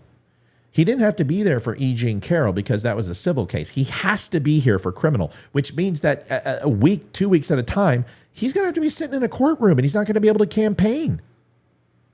You got to think about this. He's got to get out there. What's up? He'll be campaigning in the afterwards with all the cameras. I mean, he'll be campaigning. Yeah. Jennifer from YouTube asked me a question. 12 inches. Me. Oh, Me. 12 inches inverted. So wrong in so many ways. So I think she asked this right after I was talking about Trump and Republicans. And Yeah. she said, who said he was any of those things? So, Jennifer, we've had a lot of people who have come on the live shows and made comments on the website and Facebook and memes and everything. And they call us libtards and snowflakes and rhinos and a bunch of names because we don't say we're voting for Trump. No, whoa. I didn't say that. Not No, you. that's not what you said. You didn't say that either. That we're not 100% behind Trump right now. And anytime we say anything that is not Trump is 100% awesome, we are called names for that, and we are called rhinos and everything else. So it wasn't a diss at anyone in particular. It was just people who think that God is, or Trump is the next coming of They Christ. believe he's anointed by God. There's people out there who believe that without Trump, that he's part of God's plan and he was sent here down by God. I'm sorry. I to me, that's just a little bit too much. Amy, real quick, Lewis, Lois, Lewis, on his interview with Tucker, he said his first priority was to get the southern border closed, and he talked about getting us energy independent. Great. Wonderful. How? How are you going to get a border wall passed when you couldn't do it with a House and a Senate? You're not going to have those. You're probably not going to get the Senate back. How are you going to get it passed? I want to hear it. I want someone to ask him that question. If he was on my show, you know what I would do? I would ask him, Mr. Trump, Mr. President, can you please tell me, since you had 4 years to get the border wall completed, and even though you did over 400 miles, almost 500 miles, and thank you very much because it had an impact, and it was much better under you than any other president in the last 40 years. My concern is, how do you get the rest done? How are you going to get past the Democrats blocking every single thing you do when you take office? Start off with the border wall, then go ahead and talk about energy independence. How are you going to allow fracking to become prominent? How are you going to get nuclear energy to actually be viable again? How are you going to get offshore drilling approved in California and New York and the coastal states, which are all elitists and don't want that in their view outside their frickin', $40 million homes? I would ask him these questions. And you know what? I think Donald Trump wants to give you that answer. But every time people talk about the election, they talk about J6, they talk about the things that aren't necessarily important to the American people, and it's a distraction, and it takes away from his message. I wish the man would tap me. I wish he would, because I'm telling you, I know how to rebrand him to America. And you know how you rebrand him? It's simple. It's very much like West Wing. On a napkin, I would just write on the napkin, let Trump be Trump. Let Bartlett be Bartlett, is what they said in the West Wing. Because he hasn't been Trump. He's been letting the media control him in the narrative. He needs to stop that. Put a stake in the frickin' ground and say, thou shalt not pass. And not let Does the he media. need to wear a pointy hat and have a long Yes, beard he does. to say it? Yes, Gandalf. He needs to stand his ground and say, I will no longer allow the media to dictate what I talk about. I'm going to control the media, because that's what he used to do. They talked about him, and every time they put out a story, he would change the narrative with one tweet. One tweet. He would change the entire news cycle and own it. That's what he needs to do again. Yeah. He's not doing that right now. He needs to. That's Donald Trump. So Roxanne on Facebook just had a very interesting question that I'm actually curious. Can a president declare the southern border as a national crisis or something? I don't know the right words, so can they close it up? He can declare it as a national emergency and close the border anytime he wants, which means no access. He can impose the National Guard. The problem is that the states wouldn't support that. Texas would, but you're going to need more than just one National Guard. The average National Guard site is anywhere from 10 to 25, 30,000 people for the big states, and then the small states are 5,000, 6,000 active. You need more than that. So you need unilateral support to shut down the border, but also you need funding for that. So he would have to impose a national emergency, declare a national emergency on the border. Problem is Democrats can block that. They can shut down his funding for the border. They can make it difficult. Any states that go ahead and send National Guard troops, they can go ahead and cut off their federal funding to those states. And no governors want that. This is hardball. The only way Donald Trump is going to be able to get these changes done is by trading ponies. Yeah. And he's got to have more ponies than they do. That's it. We have got to take the House and we have got to take the Senate. Then we make sure we confirm as many federal judges and district judges that we can. We get the SCOTUS backfilled the way it's supposed to. We make sure every single polling station is Republican owned. We go ahead and work on ballot harvesting, which it's legal in a lot of states, and become good at it, like we did door knocking and bringing people out to vote in 2020, even though we lost. And you start ballot harvesting and you compete where the Democrats live. And you got to go get the younger generation. And the only way you're going to get the younger generation is to speak on their level. And the only way you speak on their level is having a vice president who can. And that's where Nikki Haley comes in. She gets you the youth vote. Not all of it. Not all of it, because that generation is not going to vote for Trump. But what you can do is you can get yourself 10, 12% of the younger generation. You can go get yourself 15, 16% of the suburban women. You can go get 17 to 20% of the black vote. And you can go get 27 to 30% of the Latino vote. And you'll be the next president of the United States. Or you can continue to play grab ass and lose. Just saying. It's the truth. What else we got? Liv? I agree. Looking. No major questions. Elaine says, I don't care for Haley. Why? I've been asking on Facebook every night. I don't care for Haley. Why? It's fine. Stick a flag in the ground. Thou shalt not pass. I don't care for Haley. I get it. That's fine. You can do that. I respect your opinion. Why don't you like her? Sounds like that guy would be a good VP and President Trump could train and pass the torch to. Youngkin? Yeah, but you got to get Youngkin to take VP. Yeah, I don't think he would either. He would stay in Virginia as the governor over taking VP. If he's going to run, he's going after Trump. Yeah, and I don't, just like Floridians don't want DeSantis to leave, we do not want Youngkin to leave. Youngkin finally got the state our right own again. problems here that are not like the counties that are like, oh, we're just not going to listen to the laws that he has passed. We're going to still do our own thing. I'm like, that's ballsy. Lauren says, okay, so you do think his stances have changed. I think he's going to need to change. I think he's going to go into this presidency without a mandate from the people. If he gets in, they're not going to give him a mandate. A mandate meaning the House and the Senate. It'll be a bicameral legislature. He'll probably not have the Senate. And the question is do they want to give him the checkbook? I think America will give him the checkbook. They'll give him the House. But they're not going to give him both. They want checks and balances with Trump, and they believe the Senate is the best way to check him. And honestly, it is. So how does he get things? Go ahead. Sorry. This was Lauren Parsons. Go ahead. Oh, okay. No, I was talking about the Haley person who said they didn't like her, and you asked why. Was it Michelle? Oh, I don't remember her name. Her name. Sorry. I'm like, oh, it's okay. Elaine. Oh, Elaine. Okay, sorry. Just scrolling on and by I'm then. scrolling down. You're looking for it. Guys, I'm going to do questions tonight because I'm liking this. Mm-hmm. Tuner says that's flat earth territory. I don't know what we're talking about. I think they're in a big old string of Tim Dion says executive orders. Executive orders can be overturned. You still got to finance those. See, executive orders aren't designed for policy. You don't have any money with executive orders, or otherwise Joe Biden would have said, okay, I'm going to go ahead and do free college tuition, even though the Supreme Court said it was unconstitutional. He can't just write an executive order in the checkbook. He has to find the money. That's why Donald Trump had to take the wall of the defense budget. It was already approved by Congress. And then he went ahead and reallocated funds, which he's allowed to do. A certain portion of those he can reallocate for national emergency or redirect the money somewhere else. You got to find the money.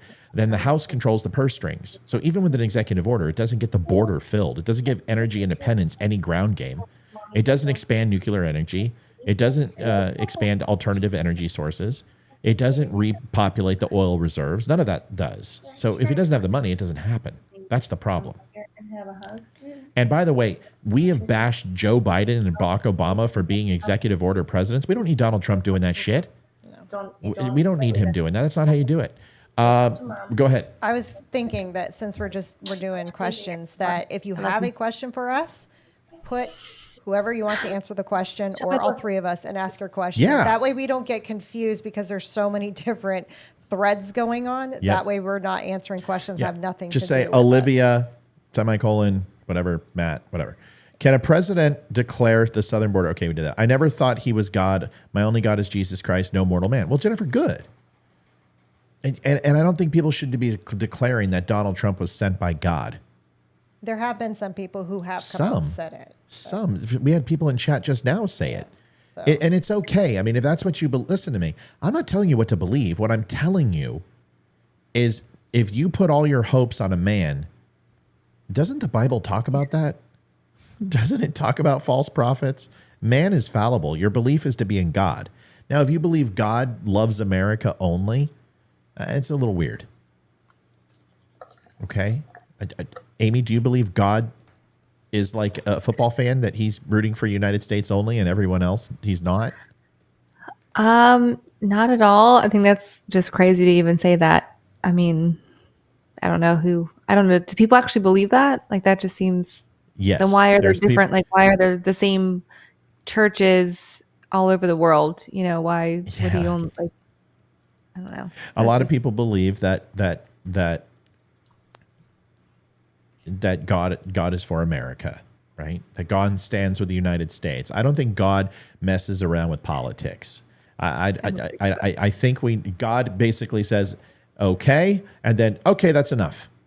That's really where God he is. was for America, why are there still natural disasters? Why are any other countries still succeeding? Well, we can talk about natural disasters because ultimately, I mean, you have to ask yourself the question. We don't understand God's purpose. I'm not going to get into a God debate tonight. We did that last week. We're not going to do it again. Let's get back on the X. Yep. Can a president declare the southern? Oh, we did that already. Gosh, what happened there? The Biden administration is selling off unused materials. I used to play. She's a war hawk. Who's a war hawk? Tim? Haley?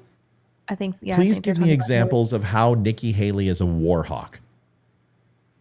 I want specific example. Specific examples. I want plural. All right, we got a question. Okay. It's for all three of us. Okay. Christine from Facebook. What were your takeaways from the exchange between Haley and Ramaswamy? Okay, Shelly says, I don't like her voice. She seems whiny, not strong enough. Haley doesn't seem strong enough? All right, well, let's just go ahead and listen to a segment and that you may or may not have seen. And you can tell me if this is strong enough and tell me what you think. They're also asking for the exchange between Ramaswamy and Haley. I'm going to show it to you right now. What? What are you laughing at? I'm laughing because I remember this exchange. I thought a lot of it was comical, though. Like I said, to me, it seemed like a pilot episode of a sitcom, and it's like that was the first episode. I thought Haley showed her teeth a little bit. Let's listen to it, and then we can make fun of it. All right, here it is. China. We have to know that Ukraine is the first line of defense for us. And the problem that Vivek doesn't understand is he wants to hand Ukraine to Russia. He wants to let China eat Taiwan. He wants to go and stop funding Israel. You don't do that to friends. What you do instead is you have the backs of your friends. Ukraine is the front line of defense. Putin has said once Russia takes Ukraine, Poland and the Baltics are next. That's a world war. We're trying to prevent war. Look at what Putin did today. He killed Prigozhin. When I was at the UN, the Russian ambassador suddenly died. This guy is a murderer, and you are choosing a murderer over a pro-American country. I wish you well in your future career on the boards of Lockheed and Raytheon. You know, I'm not on but the fact of the matter, and you know, Boeing came off of it, but you've been pushing this lie. You've been pushing this lie all week, Nikki. You want Nikki. to go and defund Israel? You want to okay, let me address that. I'm glad you brought that up. You want to go and give I'm going to address Russia. So the reality make America less safe. You have no foreign policy experience, and it shows. And you know what? She kicked his ass. All right, so let's talk about it. I'm going to give you my quick rundown. I got to do a few things. People like Nikki Haley's a war hawk. They're a war hawk. I don't like her. She's a war hawk. Okay, she's a neocon. Oh my God, you guys got to drop the neocon conversation. Seriously, next you're going to say she's WEF. She's New World Order. She disagreed with Trump. That's why you don't like her. Ukraine.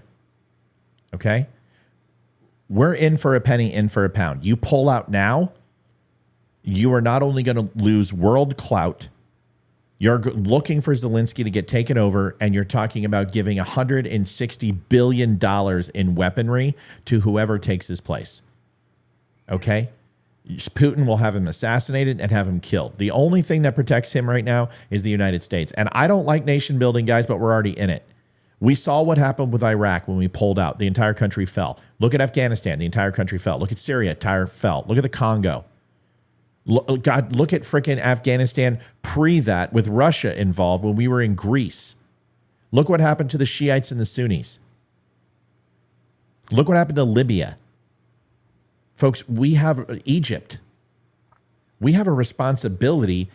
I don't want to play world peace, okay? I was in the military. I respect what our military does, and it should not be used as a blunt force trauma instrument. But if you think that if we allow China in the Taiwan, that the United States will be safer because of that, you're insane.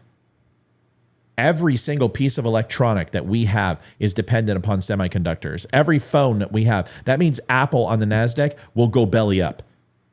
Apple is one bad phone release from going bankrupt. The reason why is because it brings in 132 to 164 billion a quarter. You lose that much, I don't care who you are, you're crushed. Apple is one bad phone release from that. If you don't believe me, ask Gateway, ask Dell, ask Compaq, ask HP. Same thing happened to them. So I'm sorry. I agree with her on Taiwan. I also agree with her with China to make sure to watch China. I agree with North Korea. I agree with Iran. We need to watch these countries. These countries want to do us harm. And Putin is not a good guy. Just because you think I'm checking Ukraine and saying, dude, I wanted to get out of there freaking 9 months ago. I didn't want to go in there, but we did. Now that we're there, we're kind of in a shit show. We're damned if we do, we damned if we don't. If we get out and we leave, the UN's going to get involved, and then we're going to have to get back in and put troops on the ground. If we stay and at least hold him at bay, it's a battle of attrition to have Putin withdraw and go back and lick his chops with another hard winter. That's what we have to do right now. I'm with Nikki Haley. Vivek wants to just pull out of there. Vivek wants to close military bases all over the United States, which has kept world peace. There's a reason why the United States is all over the farkin' place and has a military presence in the world. And there's a reason why we haven't had a world war since WW2. Some of you are laughing in your emojis. What are you laughing at? Tell me what's funny about this. What do you not agree with? You believe we should just pop smoke and go back. It's a libertarian view. I don't believe in globalism, but if you believe that the United States hasn't done more good in the world than bad, then I don't know what to tell you, because that's bullshit. There's a reason why people aren't speaking Sputnik right now. There's a people why they're not speaking German right now. There's a reason why they're not speaking Japanese right now. It's because of the United States of America. So if you think that it's a zero-sum game, that we can have absolutely no interference globally and we have to have zero, there is an answer somewhere in the middle. I don't want to build nation states. I don't want to replace leaders. What I want to ensure is that we maintain the status quo in the world. Otherwise, why have a fucking military? Anybody else? I got a couple of questions. Go ahead. Go ahead, Ames. I would say everything you said. I still feel like we should help the people of Ukraine, and to whatever degree we need to military-wise, because again, we're already in it. This should have been something that was a forethought, not an afterthought. I feel like we were reacting to this situation instead of being on the forefront of it.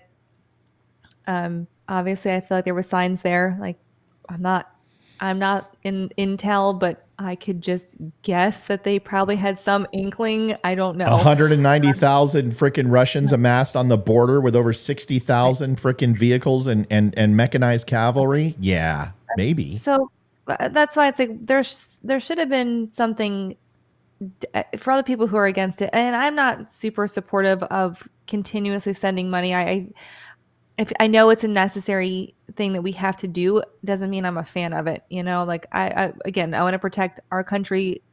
Number one, these are my people. I love America. So of course I'm going to support what's best for our interest. But do I love that we're doing this? No, I feel horrible for the people of Ukraine and even the citizens of Russia. I mean, they have equally been mistreated.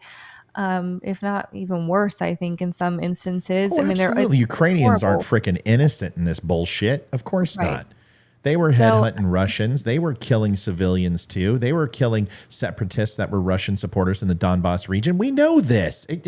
Just because you're not pro-Russia doesn't mean you're pro-Ukraine. I don't give a shit about either one of them. I want them to stay in their own fucking countries and stop crossing lines of delineation that get us to world war or not. Go ahead, Amy. I'm sorry. Yeah, Grumpy. no, that's really it. And I think just about the debate question here, I thought Haley just totally owned Vivek on this one, and I felt a little bad for Vivek because he could not find footing to like even say anything. Like she shut him down. I think it was a little bit embarrassing for him. Anyway, I was embarrassed for him a little bit because it was his question, I believe, and she like totally steamrolled him. If I'm remembering correctly, and I could be wrong. Well, I just feel that he came unprepared. Listen, that woman knows one thing. She knows geopolitics. She was a UN ambassador. She knows her shit. And for Vivek not to pop smoke on that was pretty stupid. I'm just going to tell you. I did not think that it was a good idea for him to cross sabers with her because that woman don't back down.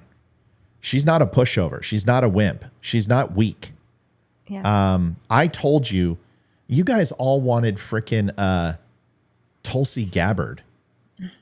And you guys are knocking on Nikki Haley. Tulsi Gabbard is a freaking liberal. Completely liberal. And you guys are like, oh, she's fantastic. And I'm like, but you don't like Nikki Haley. What in the hell are we talking about? All right, somebody said, you had questions. Let's get yours because I had other people. Somebody said something. Go ahead. Okay, so the first question was Debbie Hensley. It's to you. Mm-hmm. What do you think about moving the Confederate statue out of Arlington?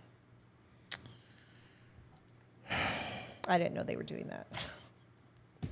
I think that one of the first things that happened in Iraq is a lot of the APCs wrapped chains around every single Saddam Hussein statue and pulled them down and burned them to the ground and melted them down for what they were worth. And in the end, every mural was painted over. Every flag was ripped asunder, and that country quickly forgot what a tyrannical leader was within a decade and allowed it to happen again with a lot of United States influence. I think it's dangerous not to remember the past because the quote that I will always go back to is what is past is prologue, which basically means what happened will happen again. And the only way to happen is to document, to educate, to teach. This is why we're seeing a lot of communist sympathizers in the United States today when we learned this lesson in 1950, 60, 70, 80, and 90. But now we have this new generation that it's embracing progressive politics, communist socialism, and ultimately we've already done this dance. We know how this ends. It's a shit show. I think when you remove history, you remove lessons, and it's dangerous. Do I want the KKK memorial? No. But do I think it should be in American history? Yes. Do I think it should be in school books? Yes. Do I think there should be a place where we can go look at this in the Smithsonian? Yeah, I do. Because we have Nazi memorabilia there. And the reason why we do is to learn and ensure that we never go there again and we can recognize it.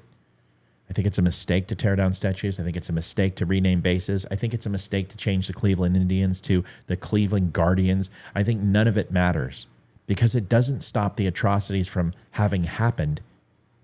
It actually gives them the ability to happen again when we don't learn the lessons of the past. So I disagree with it wholeheartedly. Okay, next question. Christine Klug. It's for all of us.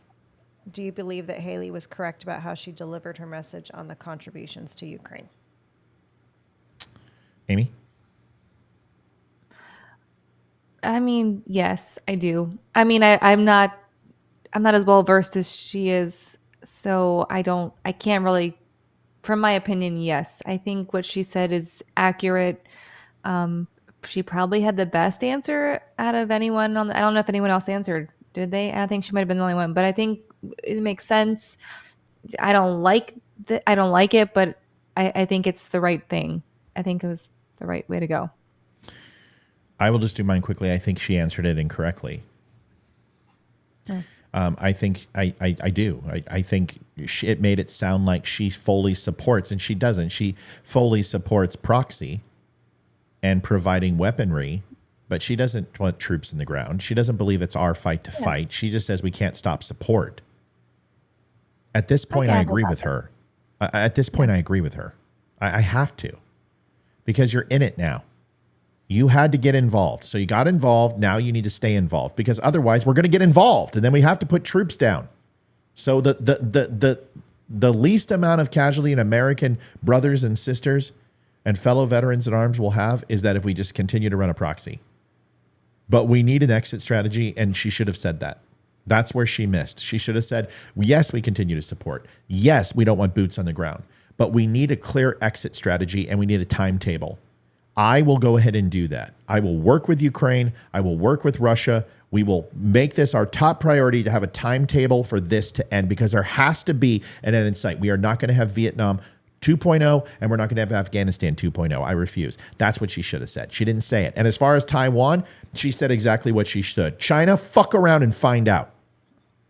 That's what she should. Iran, fuck around and find out. North Korea, fuck around and find out. Yeah, that's the perfect tone for those three countries, because that's all they understand.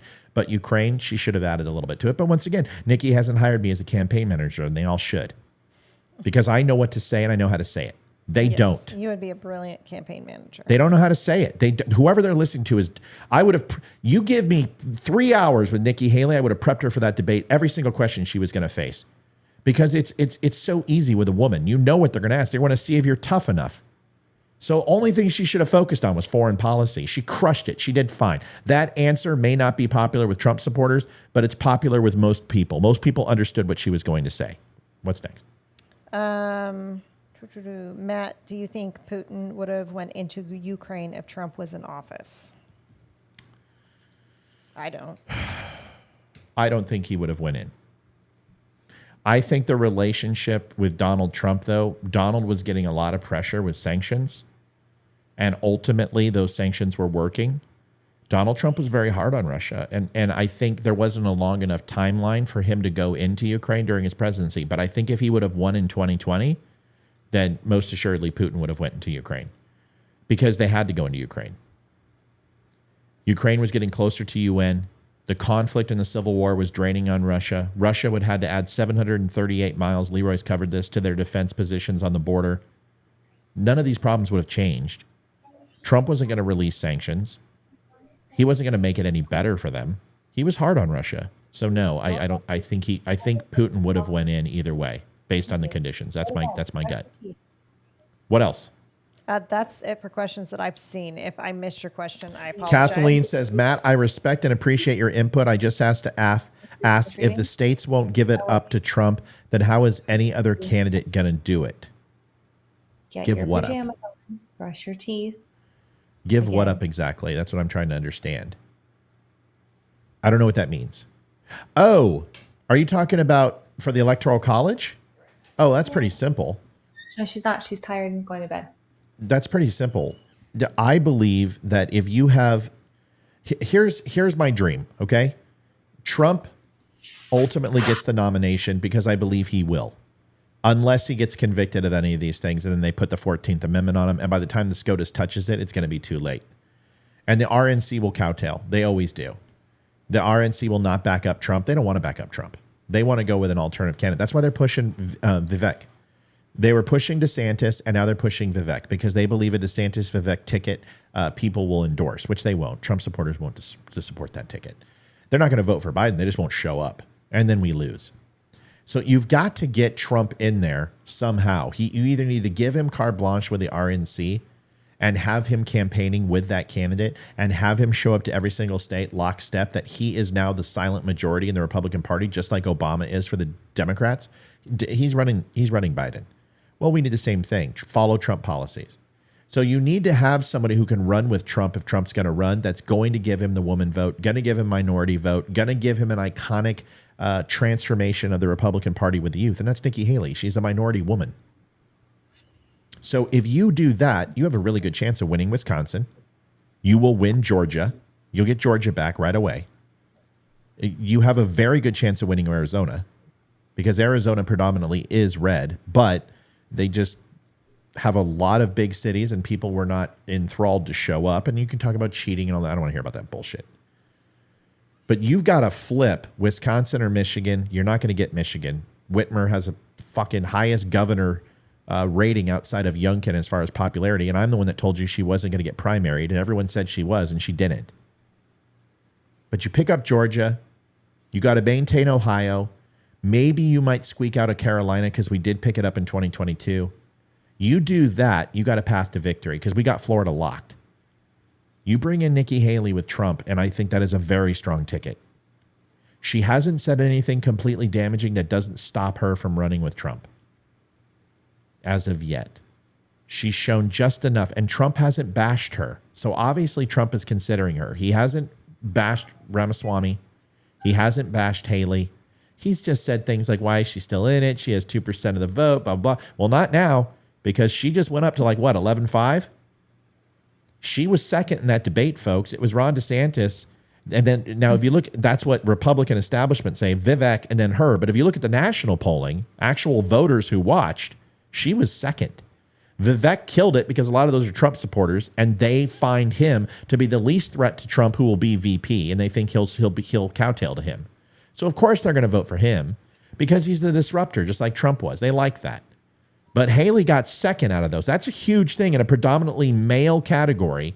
She did very well. Amy, what do you think? You don't have to agree with me. I'm just wondering what you think. Yeah, I don't disagree with you though. I think she did well. And I think the numbers are showing that. I mean, I like I said, I don't want to say I'm surprised by the debate in which she had to deliver, but I've seen a couple of things from her now. I haven't watched everything or followed her religiously or anything like that, but every time I watch her, I'm pleasantly impressed by her. And I like I said, I think she's very commanding. I think she can hold her own. I think she did well in the debate. I think people who liked Vivek, and I liked him a lot, and I don't dislike him now. First. I think after the debate, you're kind of like, he just pharmaceutical billionaire. Pharmaceutical freaking billionaire run company, Soros funded. He had it removed from Wikipedia and other places that he took money from Soros. He flip-flopped on COVID. He was for masks. He was for vaccine. He supported Ukraine in the beginning. He deleted all of his tweets. The guy's a freaking flip-flopper. I come on. I'm not impressed. I would love to talk to him. I would love to. Okay, someone said not one word. I'm sorry, Amy, I didn't mean to interrupt. Were you finished, ma'am? Yeah, that was it. I mean, yeah, I don't know. I will talk about another question, not that it was addressed to me, but I wanted to give my 2 cents anyway about the statues. And cool. Yeah, I want to hear it. Go ahead. I think either we carte blanche just say, okay, take all the statues down everywhere, and we just don't allow statues anymore, or we have to just remind ourselves that this is a part of our history, good or bad. I think if you literally look at American history and do a deep dive into it, there's more disappointing things that you'll learn about every single ethnic group, every single party side. There's literally terrible things that have happened across the board, no matter where you come from, no matter what you believe your ancestors did or did not do. It's all bad. So either leave them all up or take them all down. I agree. But I don't think you should take them down. I don't either. That's my opinion. You going to bed, buddy? Yes. All right. I love you, Squirt. Thanks for the talk tonight. I love you. Good night. Shelly says, Shelly's coming at me hard. She disagrees, and I love it. She call in.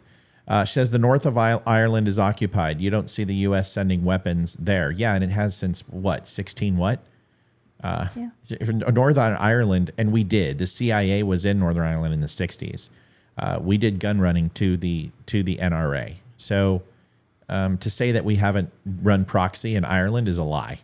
So, and I'm not saying you're lying. I'm just saying you may not know that. So, yeah, we did send the U.S. did send weapons there, and then they started using it against the Brits, and our relationship with England became more important because the destabilization in Europe that was happening with the unions. So we attached ourselves to England and France predominantly, and went ahead and rode that into today's world. So Germany was rising. Russia was rising. You had the Eastern Bloc that needed to be taken down. We were in an arms race, and England was a very, very strong partner of ours. But trust me, we're not big fans of England. We remember what the British Empire did to us. It wasn't that long ago. But to say that Northern Ireland wasn't supported by the United States, that's not true. I feel sorry for the Secret Service now. Wonder if they have to carry a diaper bag. That's funny. Fix the massive problems here first. The U.S. is not world police. Israel can pay their own bills. Yeah, I disagree with you completely. If you allow Israel to fall, you will have the major superpower be the Middle East, and the United States will cease to exist. I think that is a horrible decision. Middle East is dependent upon Israel and Saudi Arabia, whether we like that or not. That's the truth. And if we allow them to run rampant, you will see extremism, terrorism, and you will see a superpower that we will never want to face. We already tried that game. Amy, go ahead.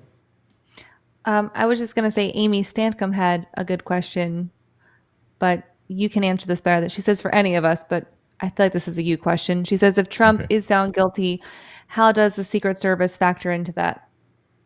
Yeah, the thing is that he will not go into general pop. If found guilty in the sense that he has to do prison time, he has Secret Service for the rest of his life. That's never taken away. It doesn't matter. It's part of the presidency. He's guaranteed Secret Service for the rest of his life. Now, it's interesting. His security clearance is different than most security clearances. It's not an SSBI. It's not keyword access. It's none of that. It's actually its own clearance in itself. But would they allow him to have a security clearance? So his daily briefings and stuff probably would not take place anymore, I would assume. That would be taken away from him as a felon. You then would have to look at, would he have Secret Service with him in prison? And the answer would be yes. He would go to a very low security prison. It would be more like a country club. Secret Service would be with him at all times, and his detail would be with him to protect him. That would absolutely not stop, no matter what he's convicted of. So, no, he's not going to jail. Donald Trump will not spend a day in prison. It's just not going to happen. Nope.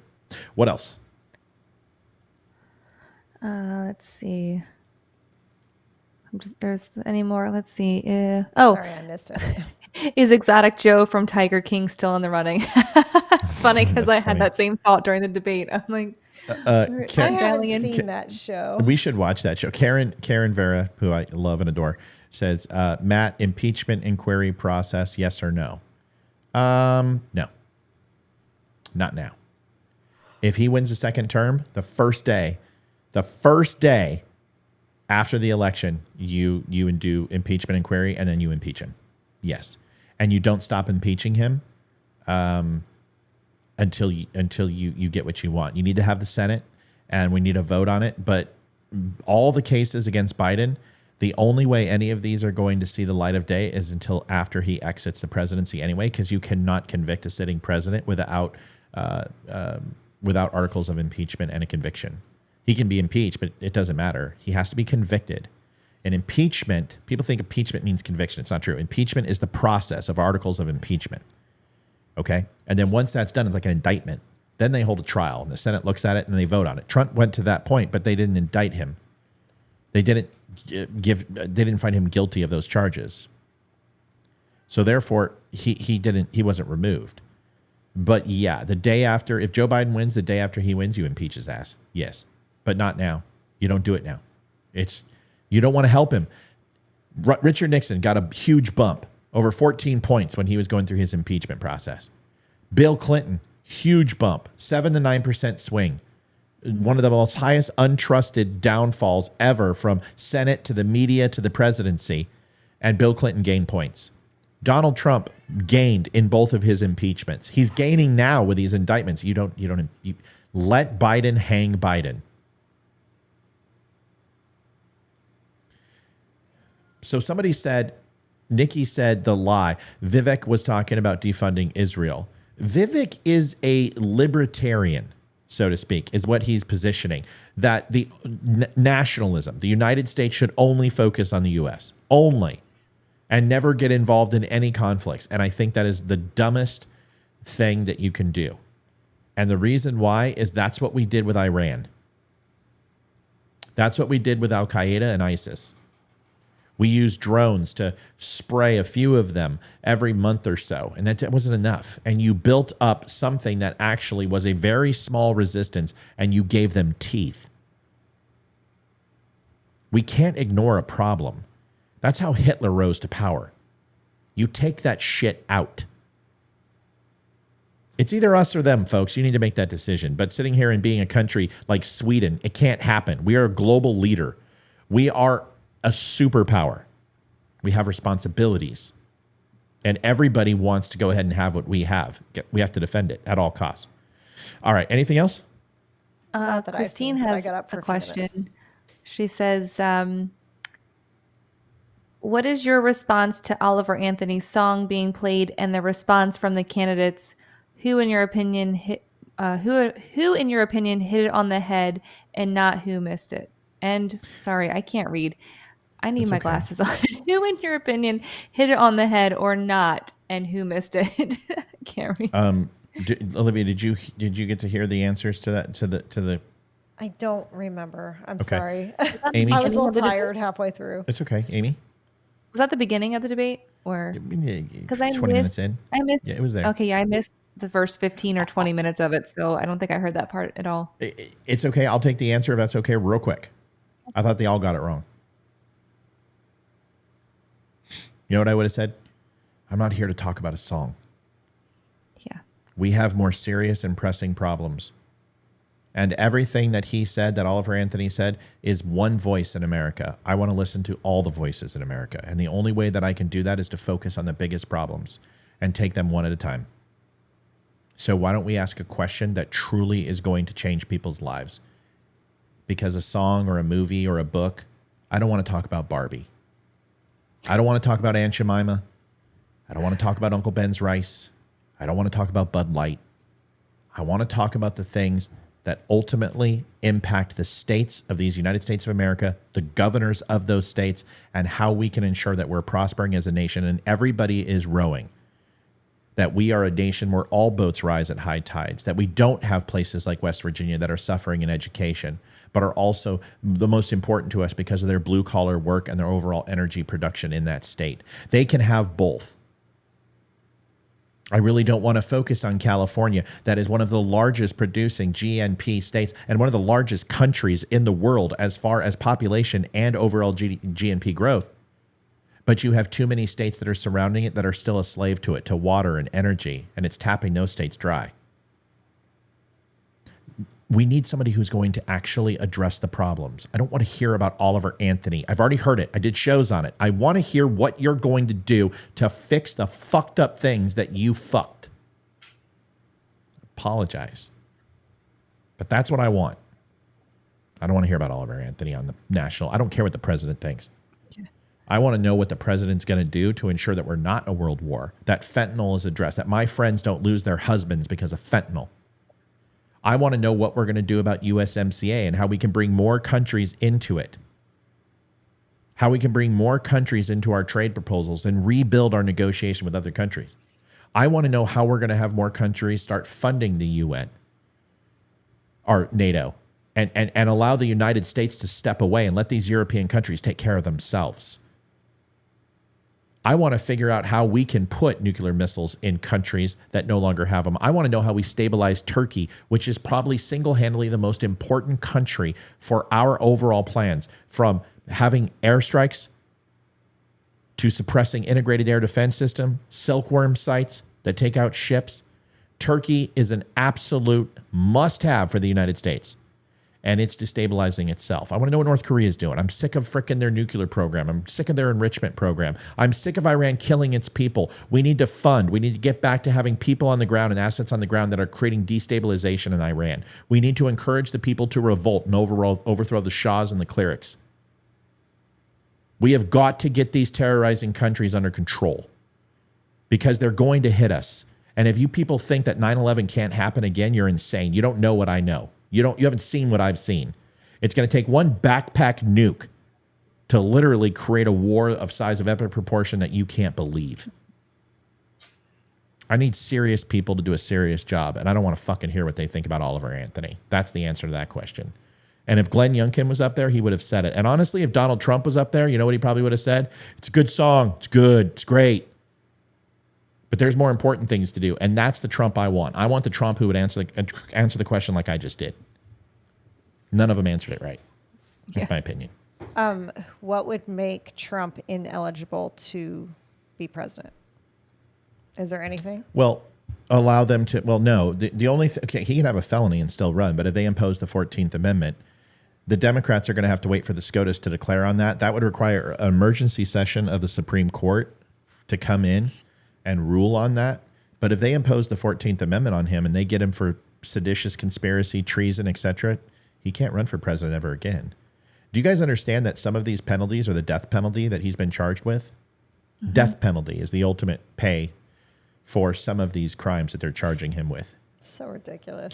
So the only way they can do it is to get a felony to stick. He's going to get hit with obstruction, but that's not going to be enough. And Ronald Reagan should have got hit with obstruction, but Ollie North stood and took the bullet, which is cheers to Ollie North if you're watching the show tonight, sir. Thank you for everything you do. But you're going to have to hit him on the 14th Amendment. You're going to have to get him for that in order to have him not run. Excuse me. What else? That was the last one I saw. Yeah. Yeah. I like Mike Blankman's comment. Oh, yeah. I just saw that.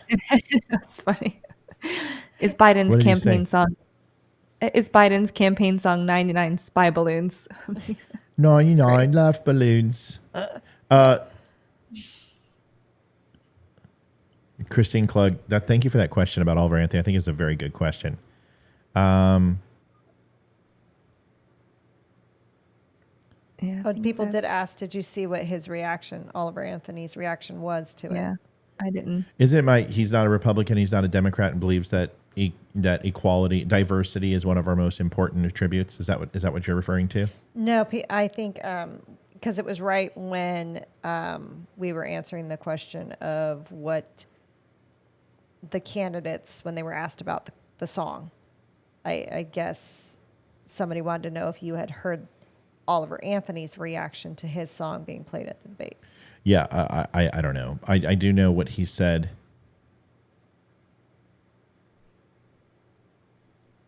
Richard says, good point, Matt. Good pout. Let's go back to Yemen. Right. Let's go back to Egypt. We can go to Libya. Talk about a failed state. I mean, Matt, why not Don Jr. in the Republican debate? I shared that video. Wasn't clear as to why they wouldn't allow him in. Well, let me tell you why. So Don Jr. was not allowed into the debate. Why do you guys think, Amy? See, I'm trying to share more. Amy, Olivia, why do you think they wouldn't allow Don Jr. in the spin room, which is where pundits go to really handle the reporters who, like, someone would be there. Nikki Haley's campaign manager. Hey, Nick, what did Nikki Haley mean about Ukraine with funding that we can do both? And then that person will spin. Don Jr. tried to go there with Kimberly Guilfoyle. Yes. So, and he was refused access. What do you think about that? Isn't he a part I think of it's completely campaign? fine. Hold on. Yeah. Amy, go ahead. I think, I'm glad he wasn't allowed access. He had no right to have access because Trump didn't participate in the debate. So why would he need to be in the spin room? I mean, don't they have to sign up for it? Like, if you're not signed up, you don't get to go. Well, the spin room ultimately is for people who are involved with the campaign and pundits. So you may have Kevin McCarthy in there doing spin. You may have a campaign manager. You may have the grease man in there. You may have Kimberly Guilfoyle or Don Jr. But essentially, you have to have a tie to a candidate.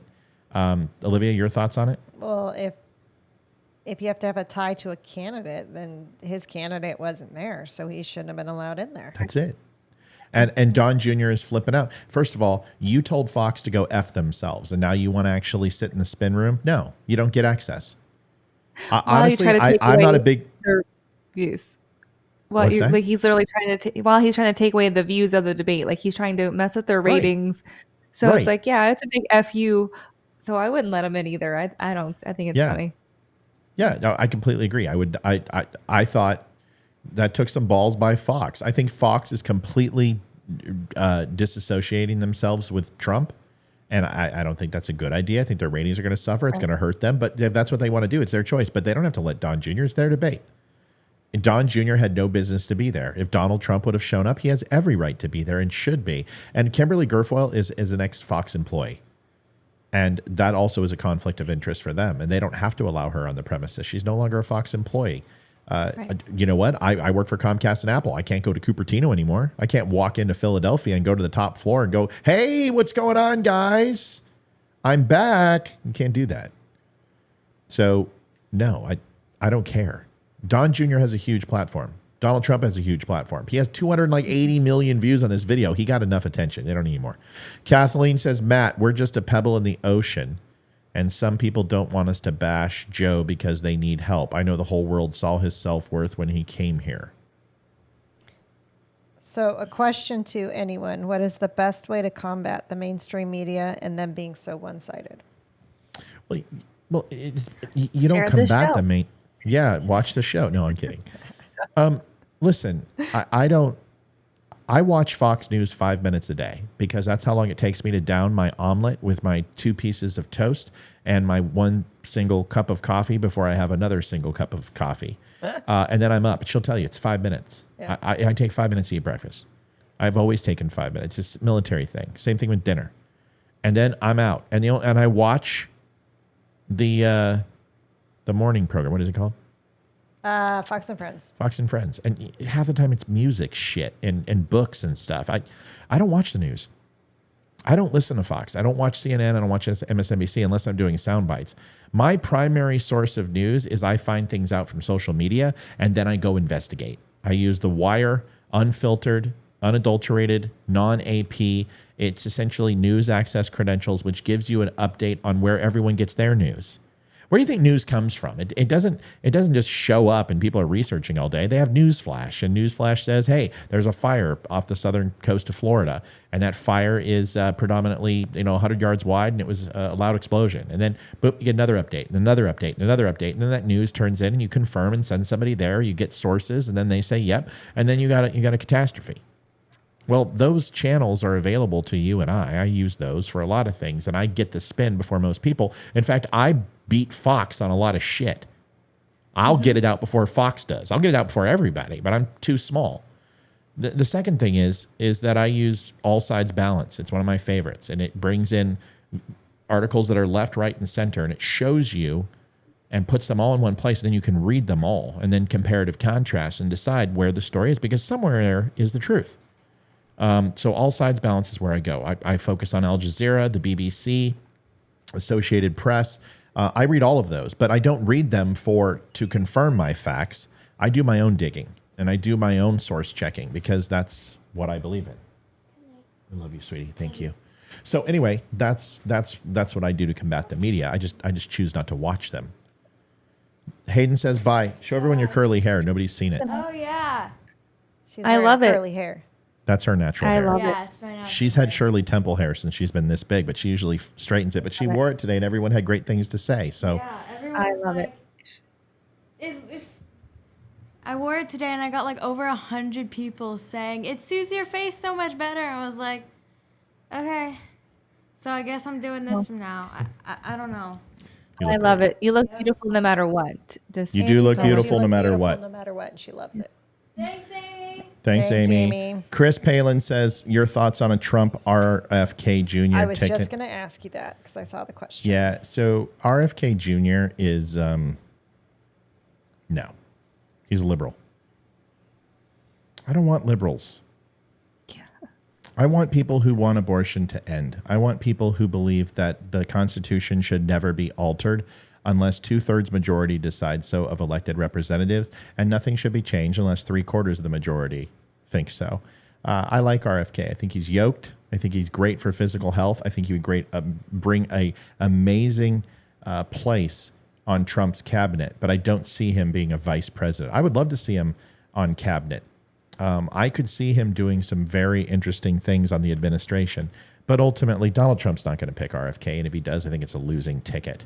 That's just my opinion. Amy or Liv? Yeah, I love RFK for as like he needs to be on the media more. I just think he's hilarious. I think he's a little bit nuts. Yeah, he's good nuts though. But I mean, he's like a lovable, like crazy uncle, right? You just want to like hang out with him and like just hear his old stories kind of a guy. I don't want him to be our president, but I like him. I think he's awesome. Lauren says, how much does Don Jr. weigh? That's funny. Yeah, I mean, I agree. Trump got exactly what he wanted. Trump won. I told you Trump won the debate. You guys saw the show. If you haven't watched the show, go watch the show. It's my debate recap. Trump won. Youngkin and Trump won is what I said.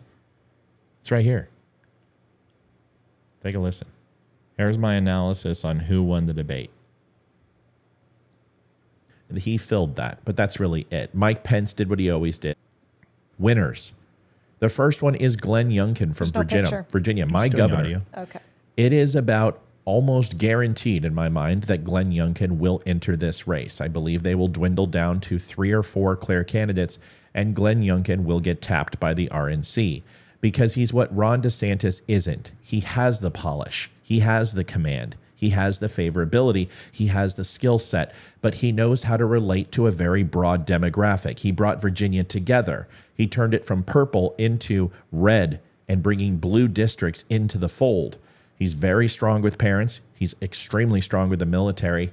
And overall blue-collar workers and educators, although don't agree with everything he says, has seen the fruits of his labor over the last 2 years and what he's achieved. I imagine Glenn Youngkin, by not being there, allowed himself to set himself apart, even by not showing up. Speaking of that, so did Donald Trump. The clear winner, the valedictorian, cum laude, is Donald Trump with an astounding A+++ of epic style, like a Christmas story when Ralphie wrote his imaginary tale about the Red Ryder BB gun.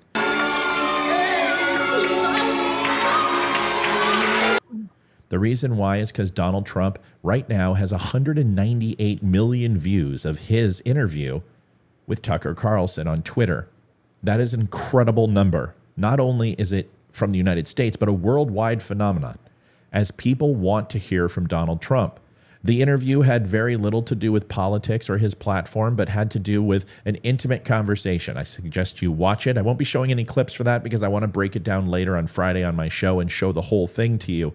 But Donald Trump didn't even show up and was the clear winner.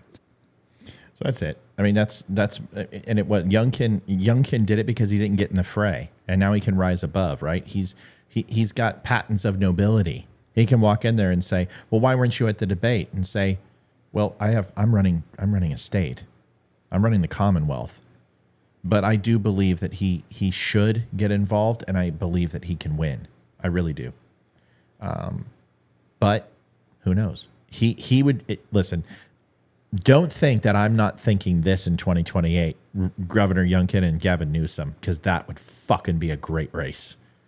Oh, yeah, we need some young blood. Enough of the old guys. I would love Youngkin against Newsom. I mean, it would be so. It would be so good, because Gavin Newsom's a putz, but he's got that panache. He's got that thing that people like, especially Democrat women. He looks like a Kennedy. They love that. But Youngkin would be the first good-looking, truly debonair Republican who can put 2 and 2 sets. Name one. Name a Republican good-looking with charm. That's right. See, there isn't one. I don't find Youngkin attractive, though. I don't. I didn't say he's attractive. I said he's got charm. He's got charm and charisma. He's got panache, and when he dresses up in a tux, I love you him. look at him and you're like. He's got that look like who was the guy who was the guy in Gross Anatomy, the actor Matthew Modine. He's got the Matthew Modine look. He's not necessarily good looking. He's just got that boyish charm. You know who Matthew Modine is, don't you? No, I think so. He was in Vision Quest, the wrestling movie. Oh, okay. He was the dad he was the psychiatrist in Stranger Things. Oh. This guy. Oh, stop. That's when he was old. God, you women, you're so negative. That's Matt Modine. Yeah. He's got, here's when he's younger. He was a handsome kid when he's Yeah, he younger. looks like a dad.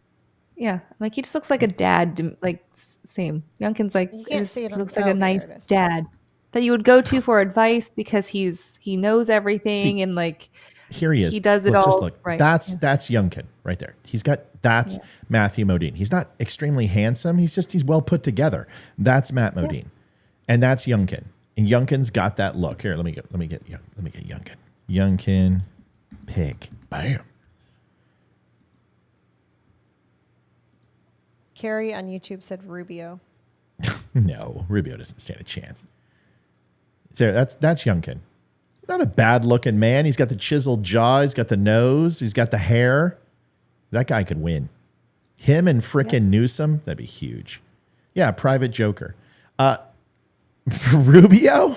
No, little Marco's not going to win. It's not going to be an establishment Republican, folks. They can't win. It won't be them. It's not going to be Ted Cruz. It's not going to be Rubio. It's not going to be Jim Jordan. It's not going to be Matt Gaetz. It's not going to be Marjorie Taylor Greene. This election is going to be Donald Trump more than likely, unless they get a conviction. It's going to be Donald Trump, and my God, if he does not pick Nikki Haley, if he does not pick a good, strong VP, he's sunk. Mike Pence delivered the election to Donald Trump. You guys know that, right? He gave him the religious majority.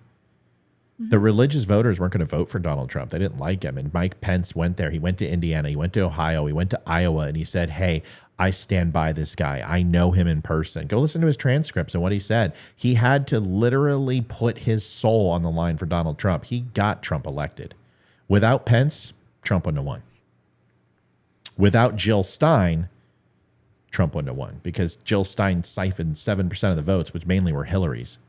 That race was very close. For those people who think that Donald Trump kicked her ass, he didn't. That was a very close race. Very close. But I know you don't vote on looks, but it doesn't hurt either. You see my point?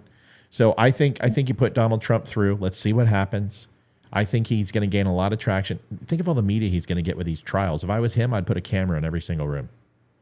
I would beg for those cameras. All right, Amy, you got 1 minute. Whatever you want to talk about. It's good to have you back. We missed you. It's all yours. 1 minute. Was I not here Monday? I don't remember. Like it's been a long couple. We weren't on Monday because the damn internet went out. That's right. That's right. Yeah. I don't know. Yes, good to be here. I feel like every day is a million years long and then also flies by at the same time. So I'm always like, I knew it was Friday, but didn't occur to me to wear red today. So anyway, no, good to see everybody on today. I missed you guys too. And yeah, great. I think it was a good show tonight. I missed Leroy though. I wish he'd stop being Leroy's going to be loser. back at the end of September. So we can do, we can sing some Taylor Swift. No, that was December. What is it? Wake me up before September ends. Little Green Day. Oh yeah, So- Green Day. Oh, yeah. Whatever. Yeah, Don't sass me. What scares me more is that money seemed to have the biggest part of any presidential candidate. Actually, not anymore. 2016 was one of the least amount of money a Republican has ever spent in an election. And 2020 was the same way. Hillary Clinton spent $2.1 billion. I think Donald Trump didn't even break 400 million. It was incredible because of all the free press, social media. It was huge. In 2020, Biden leaned on social media. So did Trump, but was a little bit different. But still focused on social media, didn't do a lot of ad campaigns. And there was a very different election because of everyone at COVID. It was easier to get. They were getting frequency ratings of like 7.58 per commercial. Most frequency is the amount of overall penetration of the market. Most frequencies are 3 to 4%. When you ran a commercial in 2020, you were getting 7, 8, 9%. So you got more bang for your buck. So the money that was spent in 2020 was actually very, very little. I don't expect much money to be spent in this election either. The free press that you get from these elections, you don't need it. The media covers all of it now, 24 hours a day. So I'm not worried about the money. And Republicans got a lot. I mean, Republicans are raising a shit ton of money. And we have a lot of voters. Though what's really, really interesting is the black vote.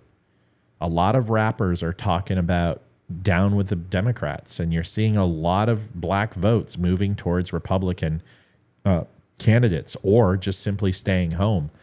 They don't have a Barack Obama on the ticket. So, Livy, 1 minute. Oh, sorry, you put me on the spot.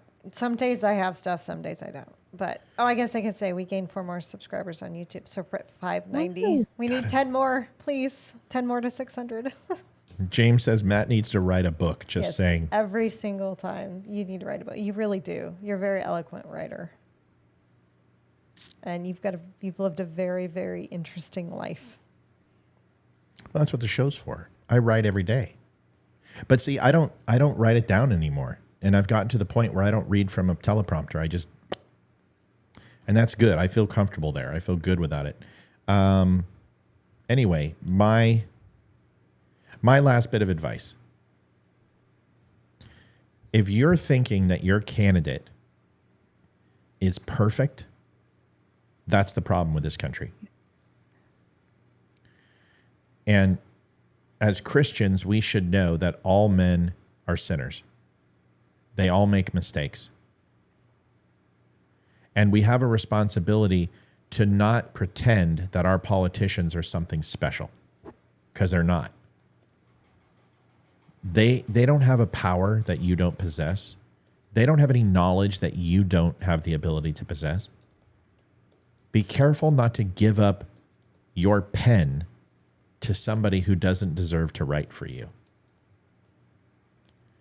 Your responsibility and obligation to politicians are to either vote them in or vote them out. And that is where it ends, full stop. Mm-hmm. Their responsibility and obligations to you never end. Their job is to represent the constituents, which are you.